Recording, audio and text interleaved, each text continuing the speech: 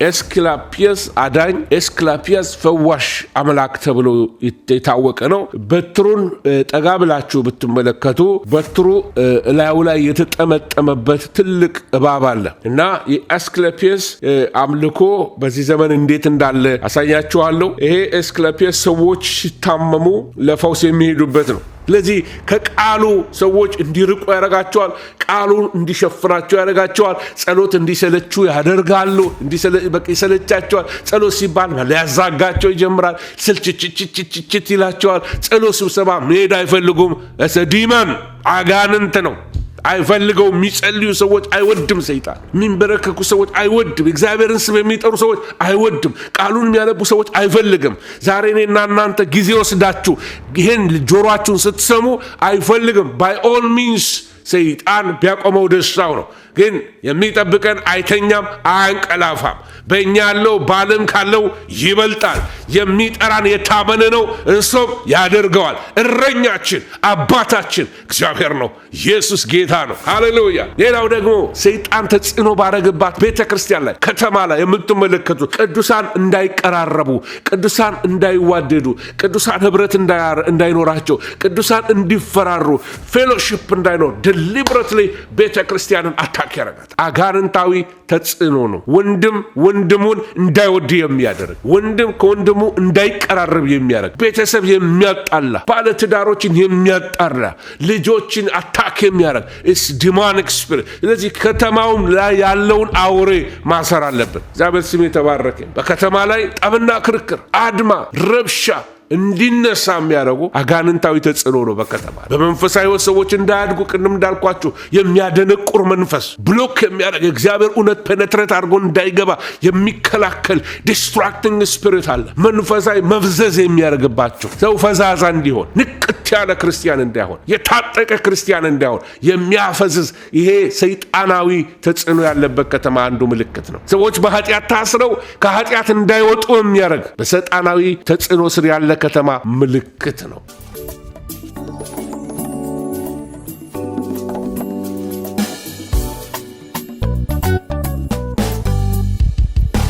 ሰላም ጤና ይስጥልኝ። እንደምን አላችሁ? የጌታ ኢየሱስ ክርስቶስ ጸጋ የመንፈስ ቅዱስ ኅብረት ከእናንተ ጋር ይሁን። እግዚአብሔር በፍቅሩ ስለከበበን እግዚአብሔር እናመሰግናለን። ጌታ መልካም አምላክ ነው። ስለ ጴርጋሞን ቤተክርስቲያን ነው የምንመለከተው እና ከእግዚአብሔር ቃል ዛሬ እንግዲህ የምናየው ራእይ ምዕራፍ 2 ከ12 እስከ 17 ያለውን ነው። ስለ ጴርጋሞን እንድንማር መጀመሪያ በፉል ስክሪን ላይ ላድርግላችሁና የመግቢያ ቃሉን አብረን እናነባለን። በጴርጋሞን ወዳለው ወደ ቤተክርስቲያን መልአክ እንዲህ ብለህ ጻፍ። በሁለት ወገን የተሳለ ስለታም ሰይፍ ያለው እንዲህ ይላል፣ የሰይጣን ዙፋን ባለበት የምትኖርበትን አውቃለሁ። ስሜንም ትጠብቃለህ። ሰይጣንም በሚኖርበት በእናንተ ዘንድ የተገደለው የታመነው ምስክሬ አንጢጳስ በነበረበት ዘመን እንኳ ሃይማኖቴን አልካድክም። ዳሩ ግን ለጣዖት የታረደውን እንዲበሉና እንዲሴስኑ በእስራኤል ልጆች ፊት ማሰናከያ ሊያኖርባቸው ባላቅን ያስተማረ የበለዓምን ትምህርት የሚጠብቁ በአንተ ዘንድ ከአንተ ጋር ስላሉ የምነቅፍብህ ነገር አለኝ። እንዲሁ የኒቆላውያንን ትምህርት እንደነዚህ የሚጠብቁ ሰዎች ካንተ ጋር ደግሞ አሉ።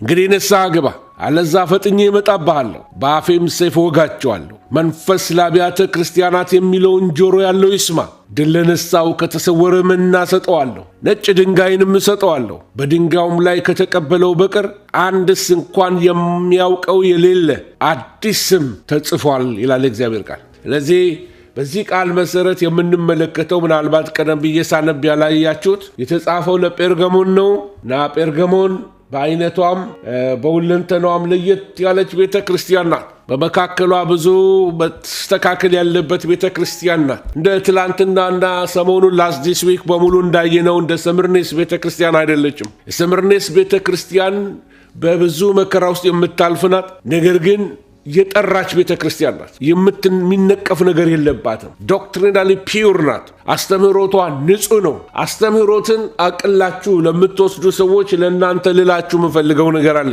ምን አለበት የምትሉ አንዳንድ አስተምህሮቶች እንደ ፖይዘን ናቸው። አንዳንድ አስተምህሮቶች ቀስ አድርገው ነው የሚገሏቸው። ፓሽናችሁን ይገሉባቸዋል። ጸሎታችሁን ይገሉባቸዋል። ከጌታ ጋር ያላችሁን ሪሌሽንሺፕ ቀስ አድርገው ከውስጣችሁ ያወጡታል። ከዛ ደግሞ ለኃጢአት የተከፈታችሁ እንድትሆኑ ያደርጋል። ነገርን አንዳንዶቹ ደግሞ ብሬንዎሽ ያርገዋችሁ የከበረውን ከተዋረደውን እንዳትለዩ፣ የተዋረደውን አንደኛ እንድታረጉ ቀስ አድርገው ኢየሱስን ይሸፍኑባቸዋል። ቀስ አድርገው ሳይታወቅባቸው። ስለዚህ አስተምህሮትን አቅላችሁ አትውሰዱት። አንዳንድ አስተምህሮ ወደ ሰው ሕይወት ውስጥ ገብቶ ሕይወትን ይለውጣል፣ ያበላሻል። አንድ ጊዜ እንደዚህ ሆነ። በአገር ቤት እያለን ነው ይህን ነገር የሰማሁት ከብዙ ዓመት በፊት። ሰውየው ወንጌላዊ ነው እና እየሄደ ለአንድ ጆሆቫ ዊትነስ ይመሰክርለታል። ጆሆቫ ዊትነስም እየመጣ ቤቱ ይከራከረዋል፣ ይነጋገራሉ፣ ይከራከረዋል። እየተከራከሩ ብቻ እንደ ልማድ ሁሌ ይገናኛሉ።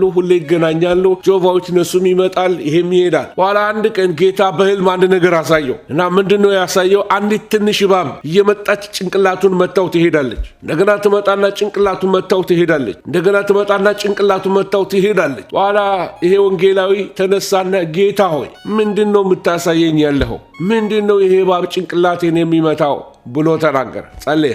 ጌታ ምን አለው?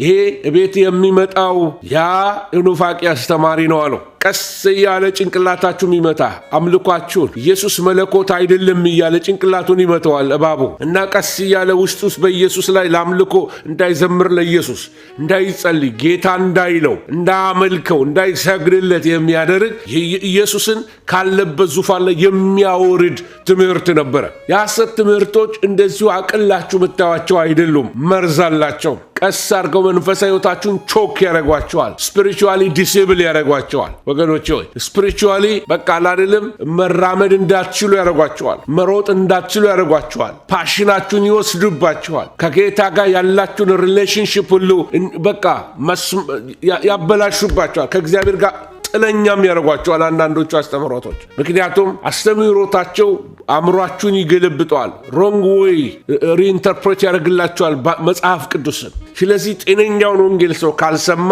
አስተያየቱ በእግዚአብሔር ላይ ይቆሽሻል። ከዚህ በፊት ተናግሬዋለሁ። ሔዋን እባብ በተንኮሉ ሔዋንን እንዳሳታት ሐሳባችሁ ለክርስቶስ ከሚሆን ቅንነት እንዳይበላሽ ብዬ እፈራለሁ ይላል። የጳውሎስ ፍርሃቱ ምንድን ነው?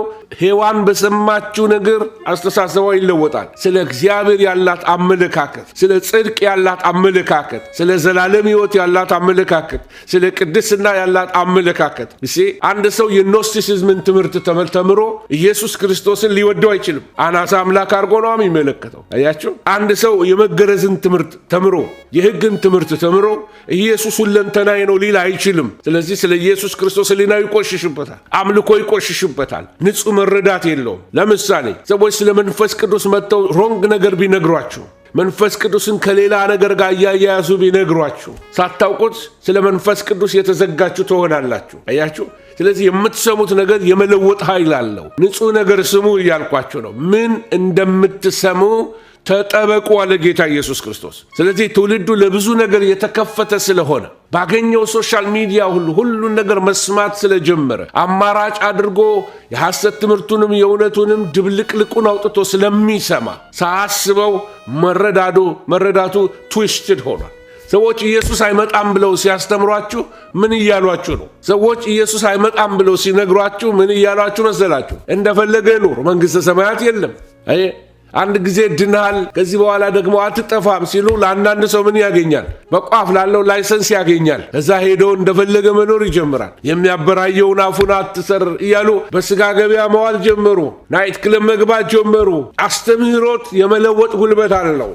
መረዳታችሁን ከደህንነታችሁን እስክትጥሉ ድረስ ሊያደርሳችሁ ይችላል። ከጌታ ባክስላይድ እስክታረጉ ድረስ ሊያደርሳችሁ ይችላል። ስለ ኢየሱስ ክርስቶስ አንድ አሜሪካዊ ነው ሲናገር የሰማሁት።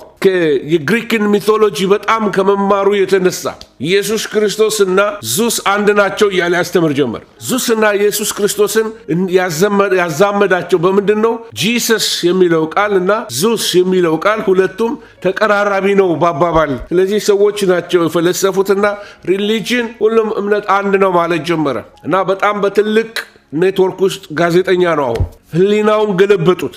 አስተምህሮት ደህንነትን እስኪያስጥላችሁ ድረስ ይሆናል። እግዚአብሔር የለም እስከሚያሰኙ ድረስ ሰዎች ሮንግ ትምህርት ሊያስተምሯችሁ ይችላል። በጣም እንደ አስተማሪ በጣም ብዙ ነገሮች ሬፈር እያረኩ መልክታለሁ። ራሳችን አስተማሪዎች የምንባለው ሰዎች እንኳን የምናስተምረው ነገር በእግዚአብሔር ቃል ምን መሆን አለበት? ወንፊቱ እግዚአብሔር ቃል መሆን አለበት፣ መንጠር አለበት። ለሰው ከመመገባችንም ከማስተማራችን በፊት ለዚህ ነው እግዚአብሔር ቃል ከኛ ብዙዎቹ አስተማሪዎች አይሆኑ ይተዋል። ለምን ከሌሎች የባሰ ፍርድን እንቀበላለን ይላል። የመሰለንን ልናስተምር ሳይሆን መጽሐፉ የሚለውን ቅዱሱን የእግዚአብሔር ቃል ልናስተምር ነው እግዚአብሔር የሚፈቅድልን። ስለዚህ መጽሐፉን ልናናግረው ሳይሆን መጽሐፉ ይናገር። let the word speak። ቃሉ ራሱ ይናገር። ቃሉ ለራሱ ምስክር ነው። እግዚአብሔር ከቃሉ ጋር ይቆማል። የመጽሐፉ ጸሐፊ መንፈስ ቅዱስ ከቃሉ ጋር ይቆማል። መንፈስ ቅዱስ ከመጽሐፍ ቅዱስ ጋር አብሮ ይቆማል። let the word speak by itself። ይናገር ራሱ ቃሉ ብቻውን ይናገር። ስለዚህ ብዙ ነገሮች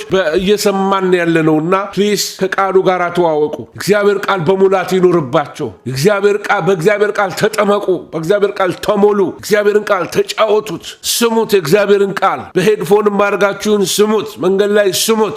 በየአውቶቡስ ላይ ስትሄዱ ስሙት። በየመኪናችሁ ላይ ስሙት። የእግዚአብሔር ቃል the word has power። የሚለውጥ ኃይል አለው። ይለውጠናል፣ ያስተካክለናል፣ መንገዳችንን ያስተካክላል። ከስህተት እንጠበቃለን። ወገኖች ሆይ እነከሌ ሐሰተኞች ናቸው እያልኩኝ አልናገርም እኔ። ምክንያቱም ንጹሕን ቃል መናገር ነው እኛ የተጠራ ነው። ሐሰተኛማ ዓለምን ሁሉ ሞልቶታል። ክብር ለእግዚአብሔር ይሁን። እኛ ከዛ መካከል እግዚአብሔር ምሕረት አብዝቶልናል። እኛ እንላለን፣ እነሱ ደግሞ ሐሰተኞች ሊሆኑ ይችላሉ። ወገኖቼ ሆይ ስለዚህ በጴርጋሞን ወዳለው ወደ ቤተ ክርስቲያን መልአክ እንዲህ ብለህ ጻፍ ይለዋል። በሁለት ወገን የተሳለ ስለታም ሰይፍ ያለው እንዲህ ይላል፣ የሰይጣን ዙፋን ባለበት የምትኖርበትን አውቃለሁ፣ ስሜን ትጠብቃለህ እያለ ይነግረውና የሚቀጥለውን ክፍል አላነበብኩላችሁም። እንዲሁም የኒቆላውያንን ትምህርት፣ ሌላው በመካከላቸው ያለው ትምህርት የምን ትምህርት ነው? መጀመሪያ የበለዓም ትምህርት ነው ያለው። ሁለተኛ ደግሞ የኒቆላውያን ትምህርት አለ። እነዚህ ሁለት ትምህርቶች እዛ ቤት ውስጥ ገብተው ምን እንደሚመስል አስቡት። ምን አይነት ኬኦስ የሆነ ቤተ ክርስቲያን ነው። ሁለቱም ትምህርቶች በጣም ለአጋንንት ዓለምን የሚከፍቱ ናቸው። በቃ የመናፍስትን ዓለም የሚያስገቡ ናቸው። የጨለማን ዓለም ወደ ቤተ ክርስቲያን የሚያስገቡ ናቸው። እንደገና በጴርጋሞን ከተማ ላይ ራሱ ስለ ከተማው የሚለው ጌታ ብትሰሙት ምን ነው? የሰይጣን ዙፋን ያለበት እያለ ነው። እንደነዚህ ያሉት የሚጠብቁ ደግሞ ከአንተ ጋር ነው። እንግዲህ ምን በል? ንስሐ ግባ። መፍትሄውን እየነገራቸው ነው። አለዛ ፈጥኜ እመጣብሃለሁ፣ በአፌ ሰይፍ እወጋቸዋለሁ። መንፈስ ለአብያተ ክርስቲያናት የሚለውን ጆሮ ያለው ይስማ። ድል ለነሳው ከተሰወረ መና ሰጠዋለሁ፣ ነጭ ድንጋይንም ሰጠዋለሁ። በድንጋይም ላይ ከተቀበለው በቀር አንድስ እንኳን የሚያውቀው የሌለ አዲስ ስም ተጽፏል ይላል። ስለዚህ ይህንን ነው መመክርህ ያለ ጌታ ይነግራቸዋል። ስለዚህ ቤተ ክርስቲያን እንግዲህ ስንነጋገር በአፑል ላሳያችሁ ፈልጋለሁ። አሁን ያለነው ጴርጋመን ነው። ጴርጋመን ምችትና ጴርጋመን ወይም ጴርጋሞን ጴርጋመስ ይላሉ ግሪኮቹ። በዚህ ዘመን ደግሞ ጴርጋመስ ነው የሚሉ። ጴርጋመም ጥንታዊ ስሟ ነው። ከኤፌሶን ተነስተን ከስመርና ተነስተን ጴርጋመም ደርሰናል እና እቺ ጴርጋመም ቤተክርስቲያን በጌታ በክርስቶስ ኢየሱስ የተወቀሰች ቤተክርስቲያን ናት። በጣም በኃይለኛ አንድ ከተወቀሱት አብያተ ክርስቲያናት አንዷ ናት። ከሶስቱ አንዷ ናት። ስለዚህ እቺ ቤተክርስቲያን ትንሽ መናገር ያስፈልጋል። እቺ ቤተክርስቲያን ኮምፕሮማይዚንግ ቤተክርስቲያን ናት። ታመቻመቻለች። በጣም ኮምፕሮማይዝ የምትወድ ቤተክርስቲያን ናት እና ስለዚህ ቤተክርስቲያን ስንነጋገር የጴርጋሞን ስለ ከተማዋ ከስዕሎችን አሳያቸዋለሁ ከጥቂት ደቂቃዎች በኋላ። እንደ ብዙዎቹ የግሪክ ከተሞች ጴርጋሞን የብዙ የባዕድ አምልኮ መናኸሪያ ናት። የግሪክ አማልክት የሚባሉ ሁሉ በዛ አሉ። ልክ እንደ ቀድሞ እንዳየናቸው ከተሞች በግሪካውያንና በሮማውያን የህንፃ መሐንዲሶች እየተሰሩ በጣም የሚያምሩ የተዋቡ ትልልቅ መቅደሶች ለከተማይቱ ሞገስ የሰጧት ጊዜ ነበረ። ከዚህ የተነሳ በዛው በጴርጋሞን ከተማ ውስጥ በጣም ትልቅ የሆነ ላይብረሪ ነበረ እና የቤተ መቅደሶች ከተማ ትባላለች። ትልቅ ላይብረሪ አለ። ዩኒቨርሲቲ ያለባት ናት። በዛ ዘመን የፖለቲካ ሴንተር ናት። የሃይማኖትና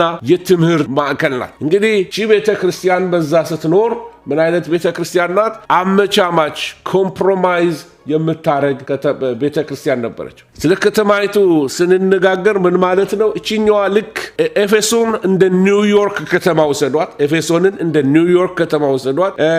ጴርጋሞንን ደግሞ እንደ ዋሽንግተን ዲሲ አርጋችሁ ሰዷት። ዋሽንግተን ዲሲ የፖለቲከኞች ከተማ ናት። የዋይት ሃውስ ያለበት ቦታ ነው። ፕሬዚደንሻል ሲቲ ናት። ኒውዮርክ ደግሞ ባቢሎን ማለት ነው። የአመጽ ከተማ ነው። ብዙ ርኩሰት አለባት። ልክ እንደዛ ማለት ነው። ጴርጋሞን እንደ ዋይት ሃውስ አርጋችሁ ሰዷት። የፖለቲከኞች እንደውም የኤዥያ ፕሮኮንሱል ማለት ምን ማለት ነው? የድሮ ቋንቋ ነው። አገረ ገዢ ማለት አገረ ገዢ። የኤዥያ ሮማን ፕሮኮንሱል ወይንም ደግሞ የእስያ የሮም አገረ ገዢ የሚኖርበት ካፒታል ሲቲ ናት። የፖለቲካ ሴንተር ናት። በዛ ፎረሞች አሉ። ፎረም ማለት እንደ ትልቅ ፓርላማ የሚመስሉ ማለት ነው። የከተማይቱን አሰራር ሳሳያቸው በደንብ ይገባቸዋል። እና ከተማይቱ የሚገርም አይነት አቀማመጥ ቶፖግራፊ ያላት አቀማመጥ ነው ያላት ከተማ ናት። ብዙ ታሪኮች አሉት በዛ ውስጥ። ስለዚህ በዚች ከተማ ውስጥ ብዙ አምልኮዎች አሉባት። ዛሬ ስዕሎቹን ለመግቢያ ዛሬ መንደርደሪያ ብቻ ነው የሚሰጣችሁ። ጴርጋሞን ይወስዳችኋለሁ፣ እንሄዳለን። አሁንም ወደ ስቴዲየማቸው ወደ ካምቦሎጃቸው ጀምራለሁ። አሁን ላሳያችሁ የምፈልገው ይሄ ነው። ይሄ የጴርጋሞን የትዕይንት አደባባያቸው ነው። በዚህ አደባባይ ተመልከቱ። በዛ ዘመን የነበራትን ስልጣኔ እንድታዩልኝ ነው። እንደዚሁ ከዚህ በፊት እንዳሳየዋችሁ በስዕሎች አድርጌ ያስቀምጥላችኋለሁ። አሰራሯ ወደ 355 ሜትር ከፍታ ላይ ማለት ተራራ ላይ ወደ ኋላ መስጫውን ላሳያቸው ነው። ተመልከቱ ተራራው ምን እንደሚያከት ጫፍ ተራራ ላይ ነው። ወደ ታች ስትመለከቱ ጽሑፉ ያለበት አካባቢ ስትመለከቱ ወደ ታች ቁልቁለት ላይ እንደገና ደግሞ ሸለቆ ውስጥ ከተማ አለ።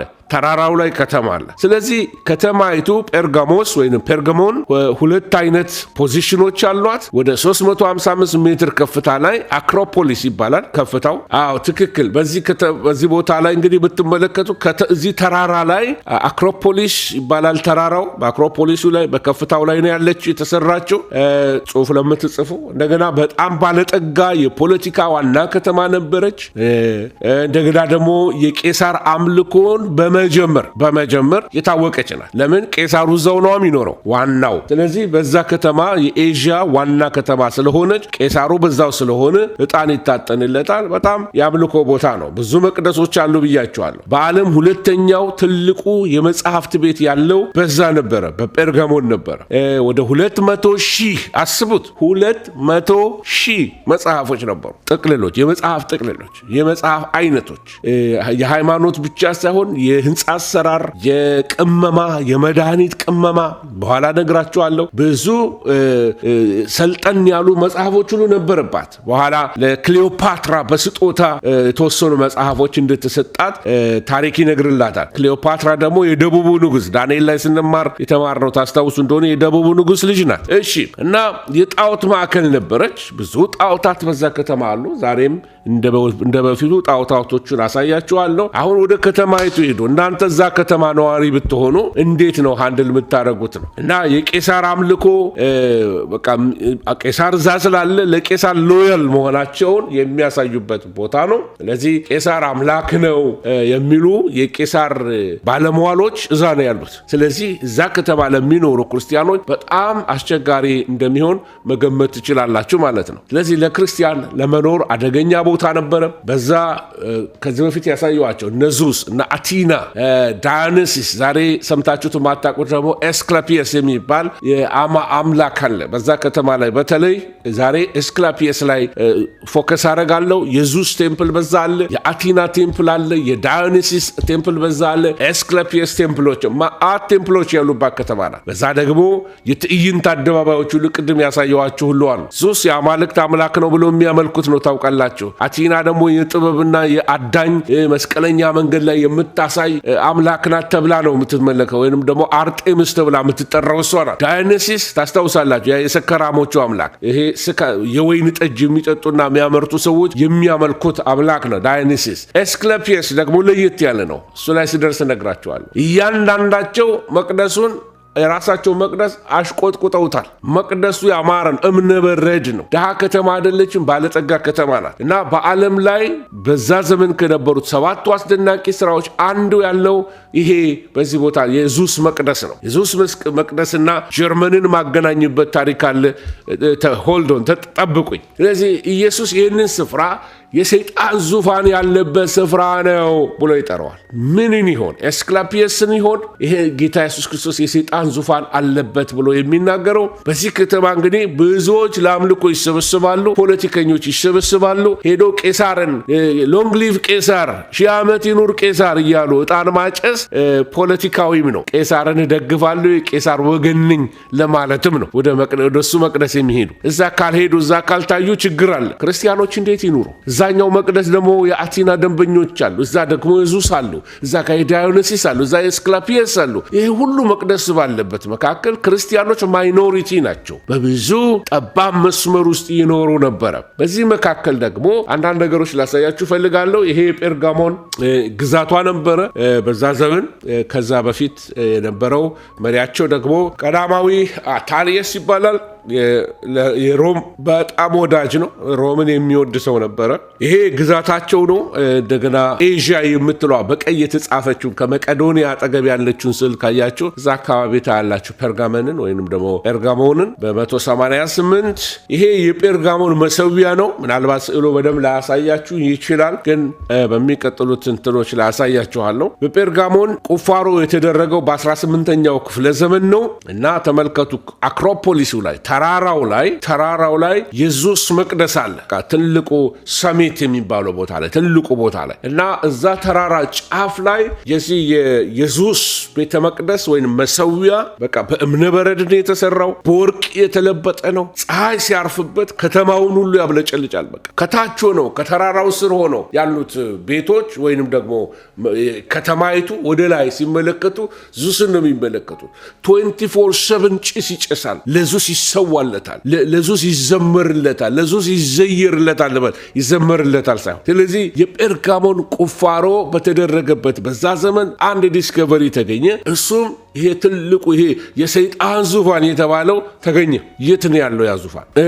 ይሄ ደግሞ ከታችኛው ከተራራው በታች ደግሞ ቁፋሮ ሲደረግ አሁንም በ18ኛው ክፍለ ዘመን ላይ ማለት አንድ 100 ዓመት ወይ 100 ምናምን ዓመት አካባቢ ላይ ሲቆፈር ይሄ ሪል ፒክቸር ነው። በዛ ዘመን ላይ የገበያ ቦታ ወይም አጎራ የተባለው ቦታ ፒላሮቹ ሁሉ ተገኙ። ቁፋሮቹን ነው በብላክ ኤንድ ዋይት የምትመለከቱት። በኋላ በከለር አሳያቸዋለሁ። እስካሁን ድረስ ተመልከቱ። ቱርኮች በሚኖሩበት ቦታ ላይ የጴርጋሞንን ሲግኒቸር ፊርማታ ያላቸው ተመልከቱ። ድልድይ ላይ የተሰራ ቤት ተመልከቱ። ስዕሉ ላይ ድልድይ ላይ የተሰራ ቤት ትመለከታላችሁ። አንዱ ከላይ የምትመለከቱት ቤት ነው። ከታች ደግሞ በወንዝ የሚያልፍበት ድልድይ የተሰራበት ማለት ነው። እሺ ሌላው የሰይጣን ዙፋን የተባለው ላሳያቸው። ጀርመኖች ይሄንን ታዲያ በሂትለር ጊዜ ሄደው አስቆፍረው ይሄንን ነቅለው የሰይጣን ዙፋን ይሄ የዙስ መሰዊያ ነው እንዳለ ነቅለውት ጀርመን ሀገር የጴርጋመን ሙዚየም ብለው በዛ አስቀምጠውታል። እስካሁን ድረስ ጀርመን ነው ያለው። ስለዚህ የጴርጋመን ከተማ ሜር እየሞገታቸው ነው ያለው ጀርመኖችን መልሱ፣ የኛ ነው ይሄ አርኪኦሎጂ ሰርቃችሁን ነው። ስለዚህ በከተማችን ሁሉ ላይ የኛ ፊርማው አለን፣ የመሰዊያው ቦታ አለ፣ ሁሉ ነገር አለ፣ ኤቪደንስ አላቸው። ትክክል ነው። ከጀርመኖቹ ሰርቀው ነው የወሰዱባቸው እና ይሄ መሰዊያው ይሄ ነው። ምን እንደሚደረግበት ሌላ ጊዜ እናያለን። ስለዚህ ይሄ ተመልከቱ፣ ከተማይቱ ምን እንደምትመስል በዚህ ማወቅ ትችላላችሁ። ምን ያህል እብነበረዱ እስካሁን ድረስ ተመልከቱ። የሰሩት ደረጃ አርኪኦሎጂው በጣም የሚገርም ስታይል ነው የሰሩት። በላዩ ላይ አማልክቶችን ሰርተዋል፣ የተለያዩ ነገሮች ትተዋል። ተመልከቱ። አሁን ይሄ የምቀጥለው ማሳያችሁ ስላይድ የጴርጋሞን መሰዊያ መሰረቱን ነው የምትመለከቱት። ከዚህ ጋር ነው ነቅለው የሄዱት ጀርመኖቹ። ያንን መሰዊያ ነቅለው ሲወስዱ ዛፎቹን አውቀው ነው እዛ ቦታ ላይ ተክለው የተዋቸው። ለምልክት ነው፣ ከየት እንዳነሷቸው ምልክት እንዲሆን ነው። ጴርጋሞን ተራራው ላይ እታች ብትመለከቱ፣ ስዕሉ ላይ እታች ብትመለከቱ አክሮፖሊሱ ላይ ሆናችሁ ወደ ታች ማየት ይችላል። ስቲል ሞደርን የሆነችው ጴርጋሞን እዛ ታች ታያታላችሁ። ቀጥሎ ላሳያችሁ ዳዮኒሲስ ወይንም የሰካራሞቹ አምላክ የሚባለውን ደግሞ በምስል ላሳያችሁ። ይሄኛው ነው። በስዕሉ ላይ እንደምታዩት ዳዮኒሲስ ወይንም በላቲኖቹ ወይንም ሮማኖቹ ደግሞ ባከስ ብለው የሚጠሩት መቅደሱ ከላይ ቶፕ ቪው ስታዩት ነው። በቀኝ በኩል የምታዩት ምስሉ እሱ ነው። ይሄ ነው አምላካቸው። በእጁ አንጠለጠለው የወይን ግሬፕስ ነው የያዘው እና ተመልከቱት። ይሄንን ነው የሚመስለው። ፎቶ ለማንሳት አይመችም። ኦኬ ምን አረጋለሁ? እንደ ስላይድ አድርጌ ነገ ወይም ሪቪው ሳረግላችሁ ቀድማችሁ ከመጣችሁ ከመዝሙር ጋር ስላይዱ ሲሽከረከር ታገኙታላችሁ። ዶንት እናስተካክለዋለን። እሺ ከፈጠንኩባችሁ ስሎው ዳውን አረጋለሁ እና ይሄ ዳዮኒሲስ ይባላል። ዳዮኒሲስ በላቲን ባከስ ይባላል። ባከስ የወይን ጠጅ ወይንም የሰካራሞች ወይንም የወይን ተካዮች አምላክ ነው። የፌስቲቪቲ አምላክ ነው። አንዳንድ ከተሞች ክልክል ነው። ምክንያቱም የእሱ በዓል በተከበረ ጊዜ በጣም ብዙ ረብሻ አለ፣ ብዙ ሰው ይሞታል። በስካር ምክንያት ሰዎች በቃ ብዙ አደጋ ይደርሳል። እና የቀጠልን ስንሄድ ደግሞ የአቲናን መቅደስ ላሳያችሁ። this is temple of አቲና። ከፍርስራሿ ብቻ ነው የቀረው። ተመልከቱ፣ ፍርስራሿ አለ። አቲናን ደግሞ ከጎን አስቀምጬላችኋለሁ። እቺ ናት አቲና፣ ወይንም ደግሞ ባለፈው ተመልክተናታል። አርጤምስ ትባላለች። ይሄ ደግሞ ትራጃን የሚባለው የቄሳሩ አምልኮ የቀረው ይሄ ነው። የቴምፕሉ ፒላሮችን ነው ብትመለከቱት። እና ቄሳር ትራጃን የሱ መቅደስ ነበረ። ሌላም በሌላ ምስል ላሳያችሁ። ትራጃንን መልኩን ማየት የምትተዋወቁት ከፈለጋችሁ ይሄን ሰውዬ ነው። ትራጃን ይባላል። የሮማን ኤምፓየር ሲዘር ወይም ደግሞ ቄሳር ነው። ስዕሉ ላይ የምታዩት እሱ ነው። ሳንቲሙ ላይ የምታዩትም እሱ ነው። የጥንት ሰዎች አንድ ከተዉት ትልቅ ነገር ታሪክ ላይ ምስላቸውን ትተዋል። አያችሁ፣ እኛ የሚኒሊክ ምስል እንኳን ሬር ነው ያለን። ከዛ በፊት ያሉት ነገስታትማ በቃ በእጅ ስራ ካልሆነ በፎቶ ብዙ አይታወቁም። እነዚህ ግን በድንጋይ ቅርጽ ስትተውታል እና የድንጋይ ቅርጽ ስለማይጠፋ በቀላሉ ፎቶግራፋቸውን ታገኛታላችሁ። ትክክለኛ መልካቸው ማግኘት እንችላለን። እና እነዚህ የእሱ ባለሟሎች የሚያመልኩበት መቅደሱ ነው። የመቅደሱ ቅርጽን ተመልከቱ። ፒላሩ በጣም አክሮፖሊሱ ላይ ነው ያለው። አሁን ስለ አክሮፖሊስና ውበቱ አላሳያችሁ። ሰዓሊዎች ገጣጥመው አርኪኦሎጂስቶች የሰጧቸው መረጃ ተመልክተው አርኪኦሎጂስቶቹ ፔርጋሞን እዚህ ጋር ይሄ ነበረ፣ መቅደሱ ነበረ፣ እዚህ ጋር አቲና መቅደስ ነበረ፣ እዚህ ጋር የትራጃን መቅደስ ነበረ፣ እዚህ ጋር ደግሞ ሌላ ፎረም ነበረ፣ እዚህ ጋር ደግሞ የዙስ መቅደስ ነበረ፣ እዚህ ጋር የሰይጣን መሰዊያ ነበረ የተባለውን ቦታዎቹን በሙሉ ማርክ አድርገውት ለይተውት አቧራውን አንስተው የቋሚ ፒላሮችን ስላወጧቸው ሰዓሊዎች ደግሞ ቁጭ ብለው በሀሳባቸው ምን ሊመስል እንደሚችል ኮንሰፕት ይሰራሉ። እና ይሄ አሁን ላሳያቸው የምፈልገው በዛ ዘመን ምን እንደምትመስል ነው እቺ ከተማይቱ። ዋው! ከተራራው ላይ ያያችሁ፣ ከላይ ከተራራው ላይ መጥቶ እስከ ታች ድረስ የሚወርድ ነገር ነበራል። እስከ ታች፣ ከላይ ተራራ እስከ ታች። ስለዚህ ላይኛው አክሮፖሊስ ይባላል፣ ታችኛው ደግሞ ታችኛው ፔርጋሞን ተብሎ ይጠራል ማለት ነው። እነዚህ የአክሮፖሊስ መልኳ ይህንን ይመስል ነበረ። ሌላው ደግሞ ላይኛይቱን አክሮፖሊስ ከታችኛው ውስጥ እንመልከታት። ይኸውላችሁ ይሄ ቀስቱን ስትመለከቱ የሚያሳዩ ቀስቱ ሊያሳያችሁ የሚሞክረው ነገር ምንድን ነው? ላይኛይቱን አክሮፖሊስ እንድታዩት ነው። ላይኛይቱን አክሮፖሊስ እንድታዩት ነው ደመቅ አድርጎ የሚያሳያችሁ፣ ከታች ወደ ላይ ሲታይ ማለት ነው። ስለዚህ ከላይ እስከዚህ ድረስ ከዛ ተራራ ላይ እንደምታዩት እስከ ታች ድረስ ማን ነበረች ማለት ነው? ፔርጋሞን ነበረች። ፔርጋሞን እና በዛ ደግሞ ሄራ የምትባል ባለፈው ሳስተምራችሁ እቺ ምንድናት ከኋላ እንደዚህ ከለርፉል የሆነ ጭራ ያላት እንዲህ ጭራዋን ስታነሳስ ፒኮክ የፒኮክ አርማ ያላት ታስታውሳላችሁ። ፒኮክ አርማ ያላት ሄራ የሴቶች አምላክ የእሷ መቅደስ ነው። የሄራ መቅደስ ይሄ ነው። እሺ እንደገና ይሄ የዲሜትር መቅደስ ነው። ዲሜትር ደግሞ ሌላው አምላክ ነው። ከዚህ በፊት በስዕሎች ላይ አሳይቻቸዋለሁ። ዲሜትር ይሄ ደግሞ የሚቀጥለው ደግሞ የምትመለከቱት የሮማ ቲያትር ተብሎ የሚጠራ ነው። ተመልከቱ። በዛ ዘመን ስቴዲየም እንዴት እንደሚሰሩ እንዴት አድርገው የሙዚቃ ስታንድ እንደሚሰሩ ያለምንም ሳውንድ ሲስተም በቃ ከታች ሆኖ አንድ ሰው እስከ ጫፍ ድረስ ያለው ሰው ሊሰማው ይችላል። ኤኮ በደንብ አድርጎ እንዲተላለፍ አድርጎ ነው። ሌላው መቅደስ እዚህ የምትመለከቱት የቴሌስፎሮስ መቅደስ ይባላል።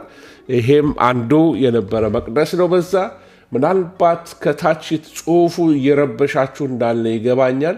ስለዚህ ላውጣላችሁ ጽሑፉን፣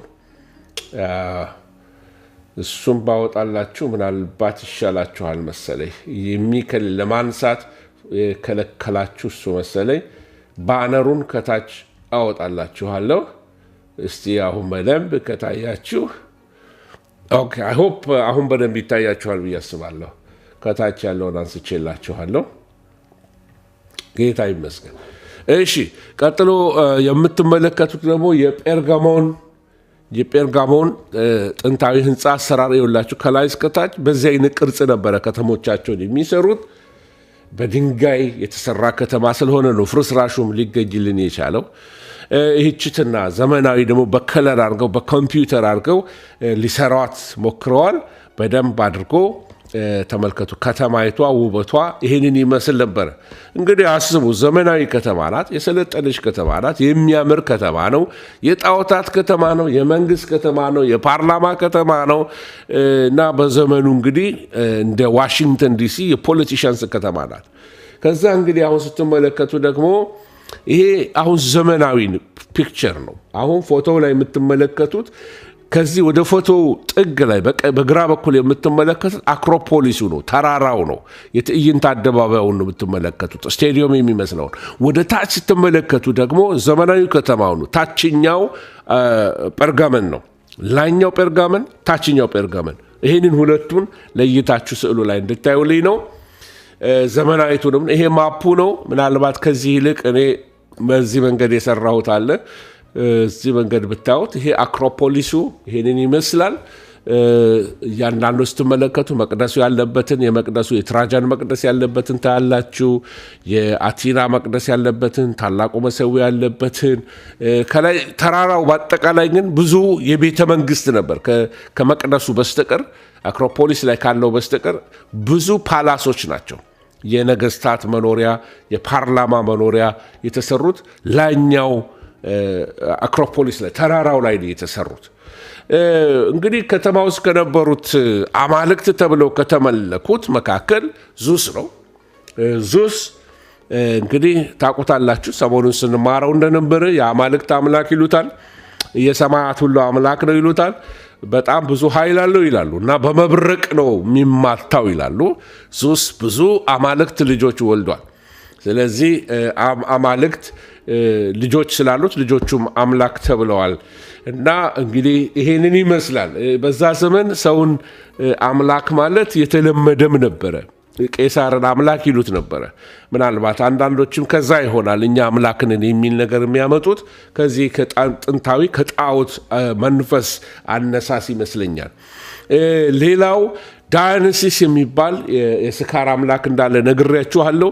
የመዝናናት አምላክ ነው እና በቀኑ መጨረሻ ደግሞ ሰዎች እርስ በርሳቸው በሰይፍ ይሞሻለቃሉ፣ ይገዳደላሉ፣ በጩቤ ይወጋጋሉ።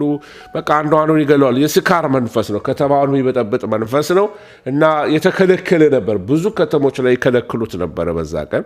እቺ ዲሜትር ናት። ዲሜትር የእርሻ አምላክ ናት ተብሎ ትጠራለች፣ ወይም የፍሩትፉልነት ፍሬ ትሰጣለች። ሴቶች እንዲወልዱ ታደርጋለች። ፈርቲሊቲ ጋደስ ናት ተብላ ትጠራለች። ዲሜትር ትባላለች። በዛ ዘመን የታወቀች ናት። እቺ አቲና ናት። በየከተማው በሌላ ስም ትጠራለች። አርጤምስ ተብላለች ብያችኋለሁ። የጥበብ አምላክ ናት ይሏታል። የጦርነት አምላክ ናት ይሏታል። መስቀለኛ መንገድ ላይ ሲደርሱ አቅጣጫ መታሳይ እሷ ናት፣ አቲና ናት ብለው ሲጸልዩ፣ ለምሳሌ መስቀለኛ መንገድ ላይ ሲደርሱ ሲጸልዩ ግራ ከገባቸው አቲና እባክሽ መንገድ አሳይን ይላሉ እና ወደ አቲና ይጸልያሉ። ወይ ደግሞ መንገድ ያለበት ለአደን ሲወጡ ደግሞ በቃ የአቲናን ወይ ክታብ ያደርጋሉ አንገት ላይ ወይም ደግሞ የሆነ ነገር ለአቲና መስዋዕት አድርገው አጫጭሰው ይወጣሉ። ጋኔኖች ናቸው፣ አጋንንቶች ናቸው። የአሕዛብ አማልክት ምንድን ናቸው? አጋንንት ናቸው፣ ጣዖታት ናቸው። ግን በሰዎች ውስጥ ያለው ኢንፍሉዌንስ ይሄ ነው ሊባል አይችልም። እና ዛሬ ግን ላስተዋውቃቸው የምፈልገው በዚህ ዘመንም የሱ ጥላ ያለበት የታወቀ አምላክ በዘመኑ የነበረው ኤስክላፒየስ ይባላል። ኤስክላፒየስ አዳኝ፣ ኤስክላፒየስ ፈዋሽ አምላክ ተብሎ የታወቀ ነው። በትሩን ጠጋ ብላችሁ ብትመለከቱ በትሩ ላዩ ላይ የተጠመጠመበት ትልቅ እባብ አለ እና የኤስክላፒየስ አምልኮ በዚህ ዘመን እንዴት እንዳለ አሳያችኋለሁ። ይሄ ኤስክላፒየስ ሰዎች ሲታመሙ ለፈውስ የሚሄዱበት ነው። ይሄ እዚህ ስዕሎች ለምትመለከቱት ጀርመኖቹ ነቅለው በወሰዱት መሰዊያ ላይ የእባብ ስዕል ነው። ከታች የምትመለከቱት የእባብ የዘንዶ ስዕሎች አሉ። በተኛው ሰው ላይ እባብ እንዴት እንደሚሄድ ያሳያሉ። በኋላ ወደ ታሪክ ውስጥ ገብቼ ነግራቸዋለሁ። ይሄ አስክለፒየስ ነው። እንግዲህ ምስሉን በስተግራ ያለውን ስዕል ተመልከቱት። የተጠመጠመ እባብ ፊት ለፊት አስክለፒየስ፣ ታች ቁጭ ብሎ ያለበት ስዕል ላይም ስትመለከቱ አስክለፒየስ ከእባብ ጋራ ነው። ላይም ቆሞ የምትመለከቱት አስክለፒየስ ከሁለት እባቦች መካከል ትመለከቱታላችሁ። ኢቭን መንገድ ላይ ባሉ ስዕሎች ተመልከቱ። በድንጋዩ ላይ ተመልከቱ። በቀረበው ድንጋይ ላይ ብትመለከቱት በክቡ ስዕልና ባጠገቡ የምትመለከቷቸው ሁለት እባቦች ታያላችሁ። እባቦች አሉ።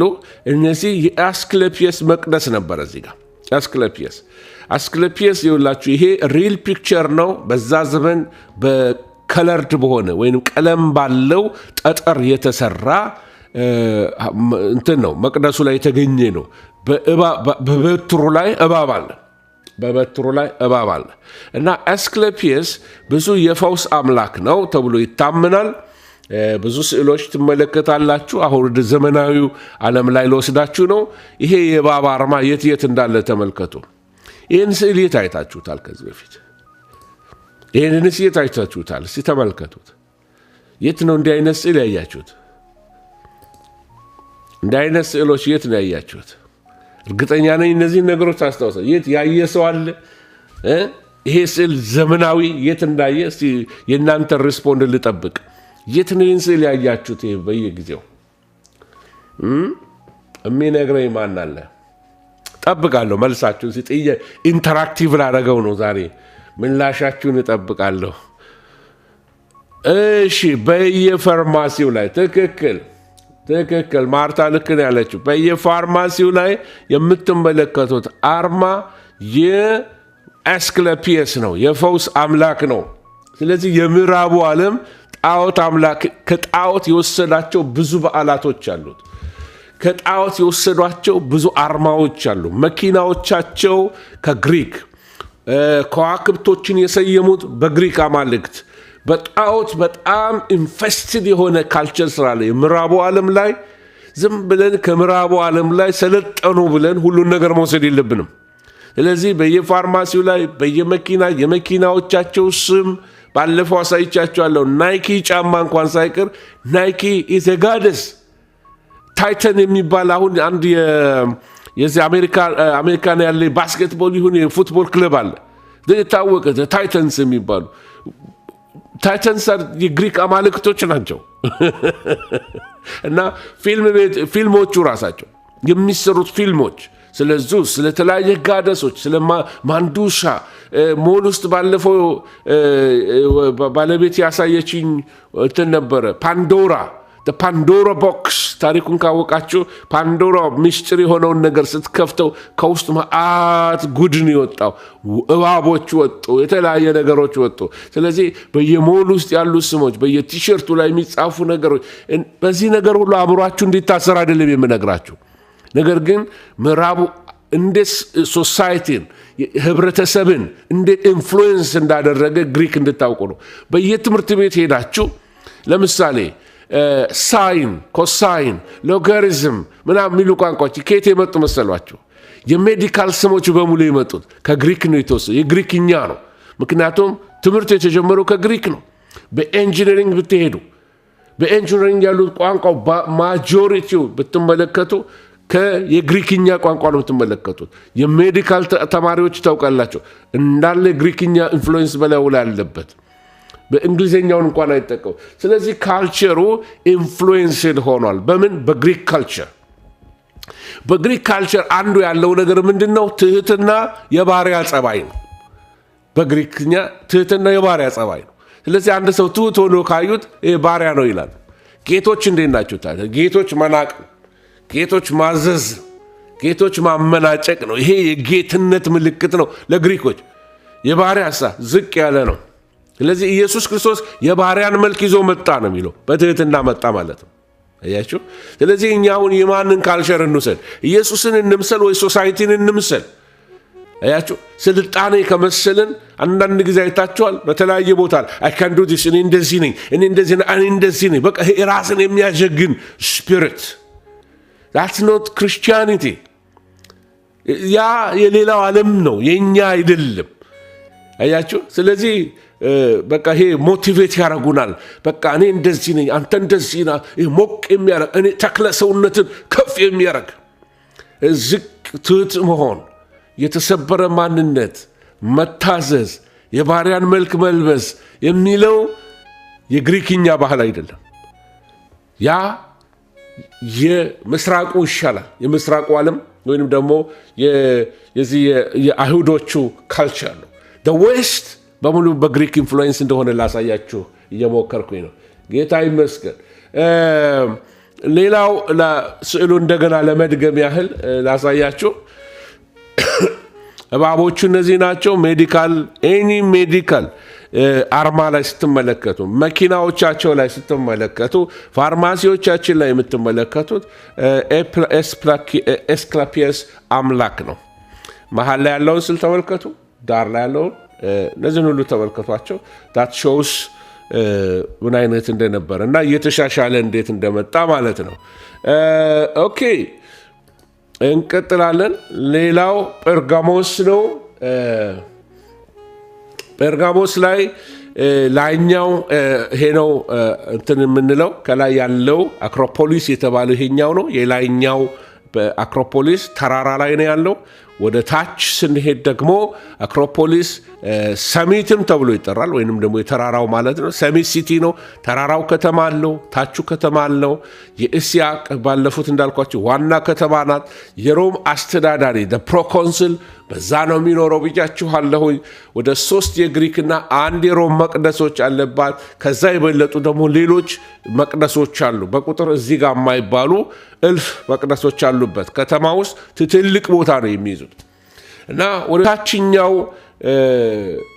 ጴርጋሞን ስንመጣ የታችኛው ጴርጋሞን ደግሞ ብዙ ነገር ከላይ ያሉት እንዳልኳችሁ ተራራው ላይ ያለው ከተማ ቤተ መንግስትና አንዳንድ መቅደሶችን ነው የያዘው። ነገር ግን ወደ ታችኛው ስንመጣ ደግሞ በከተማ ውስጥ ምን ነበረ? በታችኛው ኖርማሊ ሰው የሚኖርበት ሆስፒታል ነበራቸው። በዛ የኤስክላፒየስ ጣዖት አለ። ሆስፒታል ብዬ ስናገር ዘመናዊ ሆስፒታል በአእምሯችሁ እንዳትስሉ። የኤስክላፒየስ ጣዖት መቅደስ በዛ ነበረ። በዛ የታመሙ ሰዎች ይመጣሉ። እንዴት አድርገው እንደሚፈውሱ ልነግራችሁ እችላለሁ በኋላ ላይ።